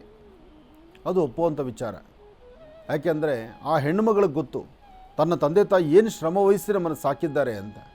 ಗಂಡು ಮಕ್ಕಳಿಗೆ ಇದರ ಅರಿವು ಆಗೋದಿಲ್ಲ. ಯಾಕೆಂದ್ರೆ ಗಂಡು ಮಕ್ಕಳ ಆಟ ಪಾಠಗಳು ಗುರುಜಿ, ಅಕ್ಕ ವಿಜಯಲಕ್ಷ್ಮಿ, ವೀಣಾ, ನನ್ನ ತಂಗಿ ವಿದ್ಯಾ ಅಂತ ನಮ್ 3 ಜನನು ಓದಿಸ್ತಿದ್ದಾರೆ. ಮತ್ತೆ ಈ ವರ್ಷ ಎಂಗೇಜ್ಮೆಂಟ್ ಆಯ್ತು ಗುರುಜಿ. ಎಂಗೇಜ್ಮೆಂಟ್ ಮಾಡಿದ್ದಾರೆ. ಮುಂದೆ ಮದ್ವೆ ಮಾಡ್ಬೇಕು ಅನ್ಕೊಂಡಿದ್ದಾರೆ ಮುಂದಿನ ವರ್ಷ. ಬಟ್ ನಂಗೆ ಜಾಬ್ ಮಾಡ್ಕೊಂಡು ನನ್ ಕೈಲಿ ಏನಾಗುತ್ತೆ ಅಷ್ಟು ನಮ್ಮ ಅಪ್ಪ ಅಮ್ಮಂಗೆ ಹೆಲ್ಪ್ ಮಾಡ್ಬೇಕು ಅನ್ನೋದು ತುಂಬಾ ಆಸೆ ಇದೆ ಗುರುಜಿ. ನಮ್ ಓದ್ಸೋಕೆ ಅವ್ರು ಏನು ದುಡ್ಡು ಕೂಡ್ಸಿಟ್ಟಿಲ್ಲ ಗುರುಜಿ. ನಮ್ ಓದ್ಸೋಕೆ ಅಂತಾನೆ ಎಲ್ಲಾ ಖರ್ಚು ಮಾಡ್ಬಿಟ್ಟಿದ್ದಾರೆ. ಇವಾಗ ಅವ್ರಿಗೆ ಏನಾದ್ರೂ ನಾವು ರಿಟರ್ನ್ ಕೊಡ್ಬೇಕು ಅಂತ ತುಂಬಾ ಆಸೆ ಇದೆ ಗುರುಜಿ. ನನ್ ಗವರ್ಮೆಂಟ್ ಜಾಬ್ ಆಗುತ್ತಾ? ಇನ್ನೇನು ಕೊಡ್ತೀಯ? ಆಗೋ ಈಗ ಅಂದ್ರೆ ಮದುವೆ ಮಾಡ್ಕೊಂಡು ಗಂಡನ ಮನೆಗೆ ಹೋಗ್ತೀಯ. ನಾಳೆ ಗಂಡ ಹಾಕ್ತಕ್ಕಂಥ ಲಕ್ಷ್ಮಣ ರೇಖೆ ಇದೆಯಲ್ಲ, ಅದನ್ನ ದಾಟ್ಲಿಕ್ಕೆ ಆಗೋದಿಲ್ಲ ನೀನು. ಇಲ್ಲ ಗುರುಜಿ, ಅಂದ್ರೆ ನಮ್ದು ಲವ್ ಮ್ಯಾರೇಜ್ ಗುರುಜಿ. ಅಪ್ಪ ಅಮ್ಮ ಮನೆಯವ್ರನ್ನೆಲ್ಲ ಎದುರಾಕೊಂಡು ಅದಕ್ಕೆ ಹೂ ಅಂದು ಎಂಗೇಜ್ಮೆಂಟ್ ಆಯ್ತು ಗುರುಜಿ. ಇವಾಗ ಅಪ್ಪ ಅಮ್ಮಂಗೆ ಯಾರು ಮಾತಾಡ್ಸಲ್ಲ. ಅಪ್ಪ ಅಮ್ಮ ನಮ್ ಖುಷಿಗೋಸ್ಕರ ಅಷ್ಟೆಲ್ಲ ಮಾಡಿದ್ದಾರೆ ಅಂದ್ಮೇಲೆ ನಾವೇನಾದ್ರೂ ಅವ್ರಿಗೆ ರಿಟರ್ನ್ ಕೊಡ್ಬೇಕಲ್ವಾ ಗುರುಜಿ? ಈ ವಿಚಾರದಲ್ಲಿ ನೀನು ಒಂದು ಹೆಜ್ಜೆ ಮುಂದೆ ಹೋಗಿದ್ಯಾ ಅಂತ ನಂಗೆ ಅನ್ಸುತ್ತೆ. ಇವತ್ತು ನಿಮಗಾಗಿ ತಮ್ಮ ಜೀವನೇ ತೆತ್ತು ತಂದೆ ತಾಯಿ ತನ್ನ ಬಾಲ್ಯದಿಂದಲೂ ಸೀದಾ ಕಷ್ಟಪಟ್ಟು ಅವ್ರು ಒಳ್ಳೆ ಬಟ್ಟೆ ಹಾಕ್ಕೊಳ್ದಿರಾ, ಒಳ್ಳೆ ಊಟ ಮಾಡ್ದಿರಾ, ಇರೋ ಮೂರ್ಖ ಸರ್ಕಸ್ ಕೂಡಿಟ್ಟು ನನ್ನ ಮಕ್ಕಳ ವಿದ್ಯಾಭ್ಯಾಸ ಚೆನ್ನಾಗಾಗಲಿ, ನನ್ನ ಮಕ್ಕಳು ಚೆನ್ನಾಗಿರಲಿ ಅಂತ ಅವ್ರು ಅಷ್ಟೊಂದು ಮುಂದೆ ಬಂದು ಕೊನೆಗೆ ಆ ಮದುವೆ ಎಂಬತಕ್ಕಂಥ ಸ್ವತಂತ್ರತೆಯೂ ತಾವೇ ತೊಗೊಂಡ್ಬಿಟ್ಟಿದ್ದೀರಿ. ಅದಕ್ಕಾಗಿ ಇವತ್ತು ಯಾರೂ ಅವ್ರನ್ನ ಮಾತಾಡಿದಂಥ ಪರಿಸ್ಥಿತಿನೂ ಆಗೋಯ್ತು. ಅಂದರೆ ತಮ್ಮನ್ನು ತಾವು ಸಂಪೂರ್ಣವಾಗಿ ಒಂದು ದೀಪದ ಒಂದು ಬತ್ತಿ ಥರ, ದೀಪ ಈ ಮೇಣದ ಬತ್ತಿ ಏನು ಗೊತ್ತಮ್ಮ, ಮೇಣದ ಬತ್ತಿ ಉರಿತಾ ಇರುತ್ತೆ, ಬೆಳಕು ಪ್ರಪಂಚ ಕೊಡುತ್ತೆ. ಆದರೆ ತನ್ನ ಬುಡ ತುಂಬ ಕತ್ಲೆ ಮಾಡ್ಕೊಳ್ತಿರುತ್ತೆ. ಕೊನೆಗೆ ಅದು ಉರಿದು ಹೋಗಬೇಕಾದ್ರೆ ಆ ಮೇಣದಿಂದ ಬರುವಂಥ ನೀರು ನೋಡಿದ್ಯಾ, ಮೇಣ ಕರಿಗೆ ಹೋಗ್ತಿರುತ್ತಲ್ಲ, ಅದು ಒಮ್ಮೆ ಚಿಂತನೆ ಮಾಡುತ್ತೆ, ನಮ್ಮ ಬದುಕು ಈ ಮಟ್ಟಕ್ಕೆ ಆಗ್ತಾ ಇದೆಯಲ್ಲ, ಮುಂದೆ ಏನು ಅಂದಾಗ ಮುಂದೆ ಏನೂ ಇಲ್ಲ. ಯಾಕೆಂದರೆ ಅದಕ್ಕೆ ಬತ್ತಿನೂ ಇಲ್ಲ, ಉರಿದು ಬೆಳಕಾಗೋದಕ್ಕೆ ಅದು ಜೀವನ ಹಾಳು ಮಾಡ್ಕೊಂಡಂಥ ಪರಿಸ್ಥಿತಿ ಎದುರಾಗ್ಬಿಡುತ್ತೆ. ಹಾಗೆ ನಿನ್ನ ತಂದೆ ತಾಯಿ ಋಣ ಹರಿಸೋದಕ್ಕೆ ಖಂಡಿತ ನಿನ್ನ 7 ಜನ್ಮನೂ ಸಾಕಾಗೋದಿಲ್ಲ. ಯಾಕೆಂದರೆ ಎಲ್ಲದರಲ್ಲೂ ಸ್ಯಾಕ್ರಿಫೈಸ್ ಮಾಡ್ಕೊಂಡ್ಬಿಟ್ಟಿದ್ದಾರೆ, ಅವರು ಎಲ್ಲದರಲ್ಲೂ ತ್ಯಾಗ ಮಾಡಿಟ್ಟಿದ್ದಾರೆ. ಅಂಥ ತಂದೆ ತಾಯಿ ಯಾರಿಗೂ ಸಿಗೋದೂ ಕಷ್ಟ. ನೀನು ಯಾವುದೇ ಕಾರಣಕ್ಕೂ ಅವ್ರ ಮನಸ್ಸನ್ನು ಮಾತ್ರ ನೋಯಿಸುವಂಥ ಕೆಲಸ ಮಾಡಬೇಡ. ಅವರಿಗೆ ಚಿನ್ನ ಬೆಳ್ಳಿ ವಜ್ರ ವೈಡೂರ್ಯ ಬೇಡ, ಅಥವಾ ನೀವು ಹೊಟ್ಟೆ ತುಂಬ ಏನೋ ತಂದು ಹಾಕ್ತೀನಿ ಅನ್ನೋದು ಬೇಡ. ಅವ್ರ ಮನಸ್ಸಿಗೆ 4 ಜನ ಮಾತಾಡುವಾಗ ಅವ್ರ ಪಕ್ಕದಲ್ಲಿ ನಿಂತು ಸಾಂತ್ವನ ಹೇಳೋಕ್ಕೆ ನಾವು ನಿನ್ನ ಜೊತೆಲಿದ್ದೀವಪ್ಪ ಅನ್ನೋ ಮಟ್ಟಕ್ಕೆ ನೀವಿದ್ದರೆ ಸಾಕು, ಖಂಡಿತ ಒಳ್ಳೆಯ ಯಶಸ್ಸಾಗುತ್ತೆ. ಹಾಗೆ ನಿನ್ನ ವಿದ್ಯೆಗೆ ತಕ್ಕನಾದಂಥ ಕೆಲಸ ಅತಿ ಶೀಘ್ರದಲ್ಲೇ ಆಗುತ್ತಮ್ಮ. ಒಳ್ಳೆಯದಾಗಲಿ ಮಗು. ಇನ್ನು ಬಹಳ ವಿಶೇಷವಾಗಿ ಇಂದಿನ ಭಾಗದಲ್ಲಿ ಗುರುಗಳು ವೃಶ್ಚಿಕ ರಾಶಿವರೆಗೂ ಕೂಡ ರಾಶಿ ಫಲಗಳನ್ನು ತಿಳಿಸ್ಕೊಟ್ಟಿದ್ದಾರೆ. ಇನ್ನು ಈಗ ಧನುರಾಶಿಯಿಂದ ರಾಶಿ ಫಲಗಳನ್ನು ಮುಂದುವರಿಸಬೇಕು. ಗುರುಗಳೇ, ಧನುರಾಶಿಯಿಂದ ರಾಶಿ ಫಲಗಳನ್ನು ಮುಂದುವರಿಸೋಣ. ಖಂಡಿತ. ಇನ್ನು ಧನುರಾಶಿ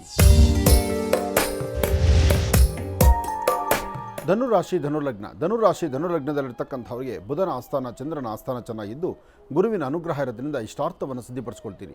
ಅಸಾಧ್ಯವಾದ್ದನ್ನು ಸಾಧನೆಪಡಿಸ್ಕೊಳ್ತಕ್ಕಂಥ ದಿನ, ಫಲಾಫಲಗಳನ್ನು ವೃದ್ಧಿಪಡಿಸ್ಕೊಳ್ತಕ್ಕಂಥ ದಿನ.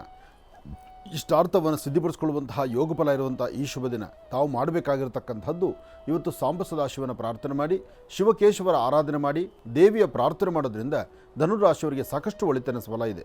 ಇವತ್ತು ಧನುರಾಶಿ ಧನುರ್ಲಗ್ನದಲ್ಲಿ ಜನಿಸಿರ್ತಕ್ಕಂಥವರು ಒಂದಷ್ಟು ಎಲ್ಲಾದರೂ ಇರುವೆ ಗೂಡುಗಳಿಗೆ ಒಂದಿಷ್ಟು ಸಕ್ಕರೆನೋ ರವೆನೋ ಬೆಲ್ಲದ ತುಂಡೋ ಇಂತಹದ್ದನ್ನು ಹಾಕೋದ್ರಿಂದ ಮತ್ತಷ್ಟು ಹೆಚ್ಚಿನ ಯಶಸ್ಸನ್ನು ತಾವು ಸಿದ್ಧಿಪಡಿಸ್ಕೊಳ್ತೀರಿ. ಇನ್ನು ಮಕರ ರಾಶಿ.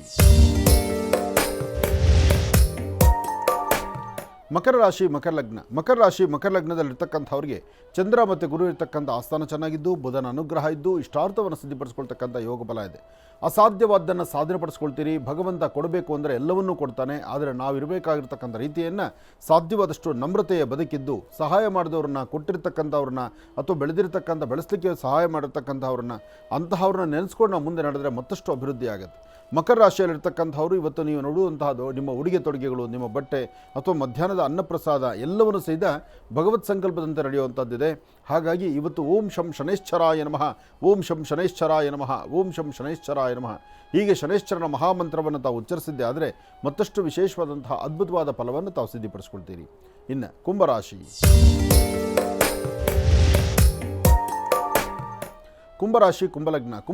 ಕುಂಭಲಗ್ನದಲ್ಲಿರ್ತಕ್ಕಂಥವ್ರಿಗೆ ಗುರು ಮತ್ತು ಚಂದ್ರ ಇರ್ತಕ್ಕಂಥ ಆಸ್ಥಾನ, ಬುಧ ಮತ್ತು ಶುಕ್ರ ಇರ್ತಕ್ಕಂಥ ಆಸ್ಥಾನ ಚೆನ್ನಾಗಿದ್ದು ಶುಕ್ರನ ಅನುಗ್ರಹದಿಂದ ಇಷ್ಟಾರ್ಥವನ್ನು ಸಿದ್ಧಿಪಡಿಸ್ಕೊಳ್ತೀರಿ. ಅಸಮಾಧಾನವನ್ನು ದೂರ ಮಾಡ್ಕೊಳ್ತೀರಿ. ಸಮಾಧಾನಕರವಾದ ಫಲವನ್ನು ಸಿದ್ಧಿಪಡಿಸ್ಕೊಳ್ತೀರಿ. ಯಾವುದೇ ಕೆಲಸ ಕಾರ್ಯ ಮಾಡಬೇಕಾದರೂ ಒಳ್ಳೆ ಮನಸ್ಸಿನಿಂದ ಮಾಡಿದ್ರೆ ಅದರ ಫಲಗಳು ಸಾಕಷ್ಟು. ಹಾಗೆ ವೃತ್ತಿಯಲ್ಲಿ ಏನಾದರೂ ಒಂದು ಬದಲಾವಣೆ ತಂದುಕೊಳ್ಬೇಕು ಎಂಬತಕ್ಕಂಥ ಚಿಂತನೆ ನಿಮಗಿದ್ದರೆ ಆ ಫಲಾಫಲಗಳಲ್ಲಿ ಅದೃಷ್ಟ ಎಂಬತಕ್ಕಂಥದ್ದನ್ನು ಸಿದ್ಧಿಪಡಿಸ್ಕೊಳ್ತೀರಿ. ಇವತ್ತು ನೀವು ಮಾಡುವಂಥ ಕೆಲಸದಲ್ಲಿ ಮತ್ತಷ್ಟು ಅದ್ಭುತವಾದ ಫಲ ಸಿಗಬೇಕಾದ್ರೆ ಮೊದಲು ನೀವು ಮಾಡಬೇಕಾದ್ದು ದೇವಿಯ ಪ್ರಾರ್ಥನೆ, ಜೊತೆಗೆ 9 ವರ್ಷದ ಒಳಗಿರುವಂಥ ಸಣ್ಣ ಪುಟ್ಟ ಮಕ್ಕಳಿಗೆ ಒಂಚೂರು ತಿಂಡಿ ತಿನಿಸನ್ನು ಕೊಡ್ತಕ್ಕಂಥದ್ದು. ಇಂತಹ ಕಾಯಕಕ್ಕೆ ತಾವು ಮುಂದಾಗಿದ್ದೆ ಆದರೆ ಖಂಡಿತ ಹೆಚ್ಚಿನ ಫಲವನ್ನು ತಾವು ಸಿದ್ಧಿಪಡಿಸ್ಕೊಳ್ತೀವಿ. ಇವತ್ತಿನ ದಿವಸ ದೇವಿಗೆ ಅರ್ಚನೆ ಆಗಿರ್ತಕ್ಕಂಥ ಅರ್ಚನೆಯ ಕುಂಕುಮ ಪ್ರಸಾದವನ್ನು ಸ್ವಲ್ಪ ಹಣೆಗೆ ಹಚ್ಕೊಳ್ಳೋದ್ರಿಂದ ಮತ್ತಷ್ಟು ವಿಶೇಷವಾದಂಥ ಫಲವನ್ನು ತಾವು ಸಿದ್ಧಿಪಡಿಸ್ಕೊಳ್ತೀರಿ. ಒಳ್ಳೆಯದಾಗಲಿ, ಶುಭವಾಗಲಿ. ಇನ್ನು ಮೀನರಾಶಿ.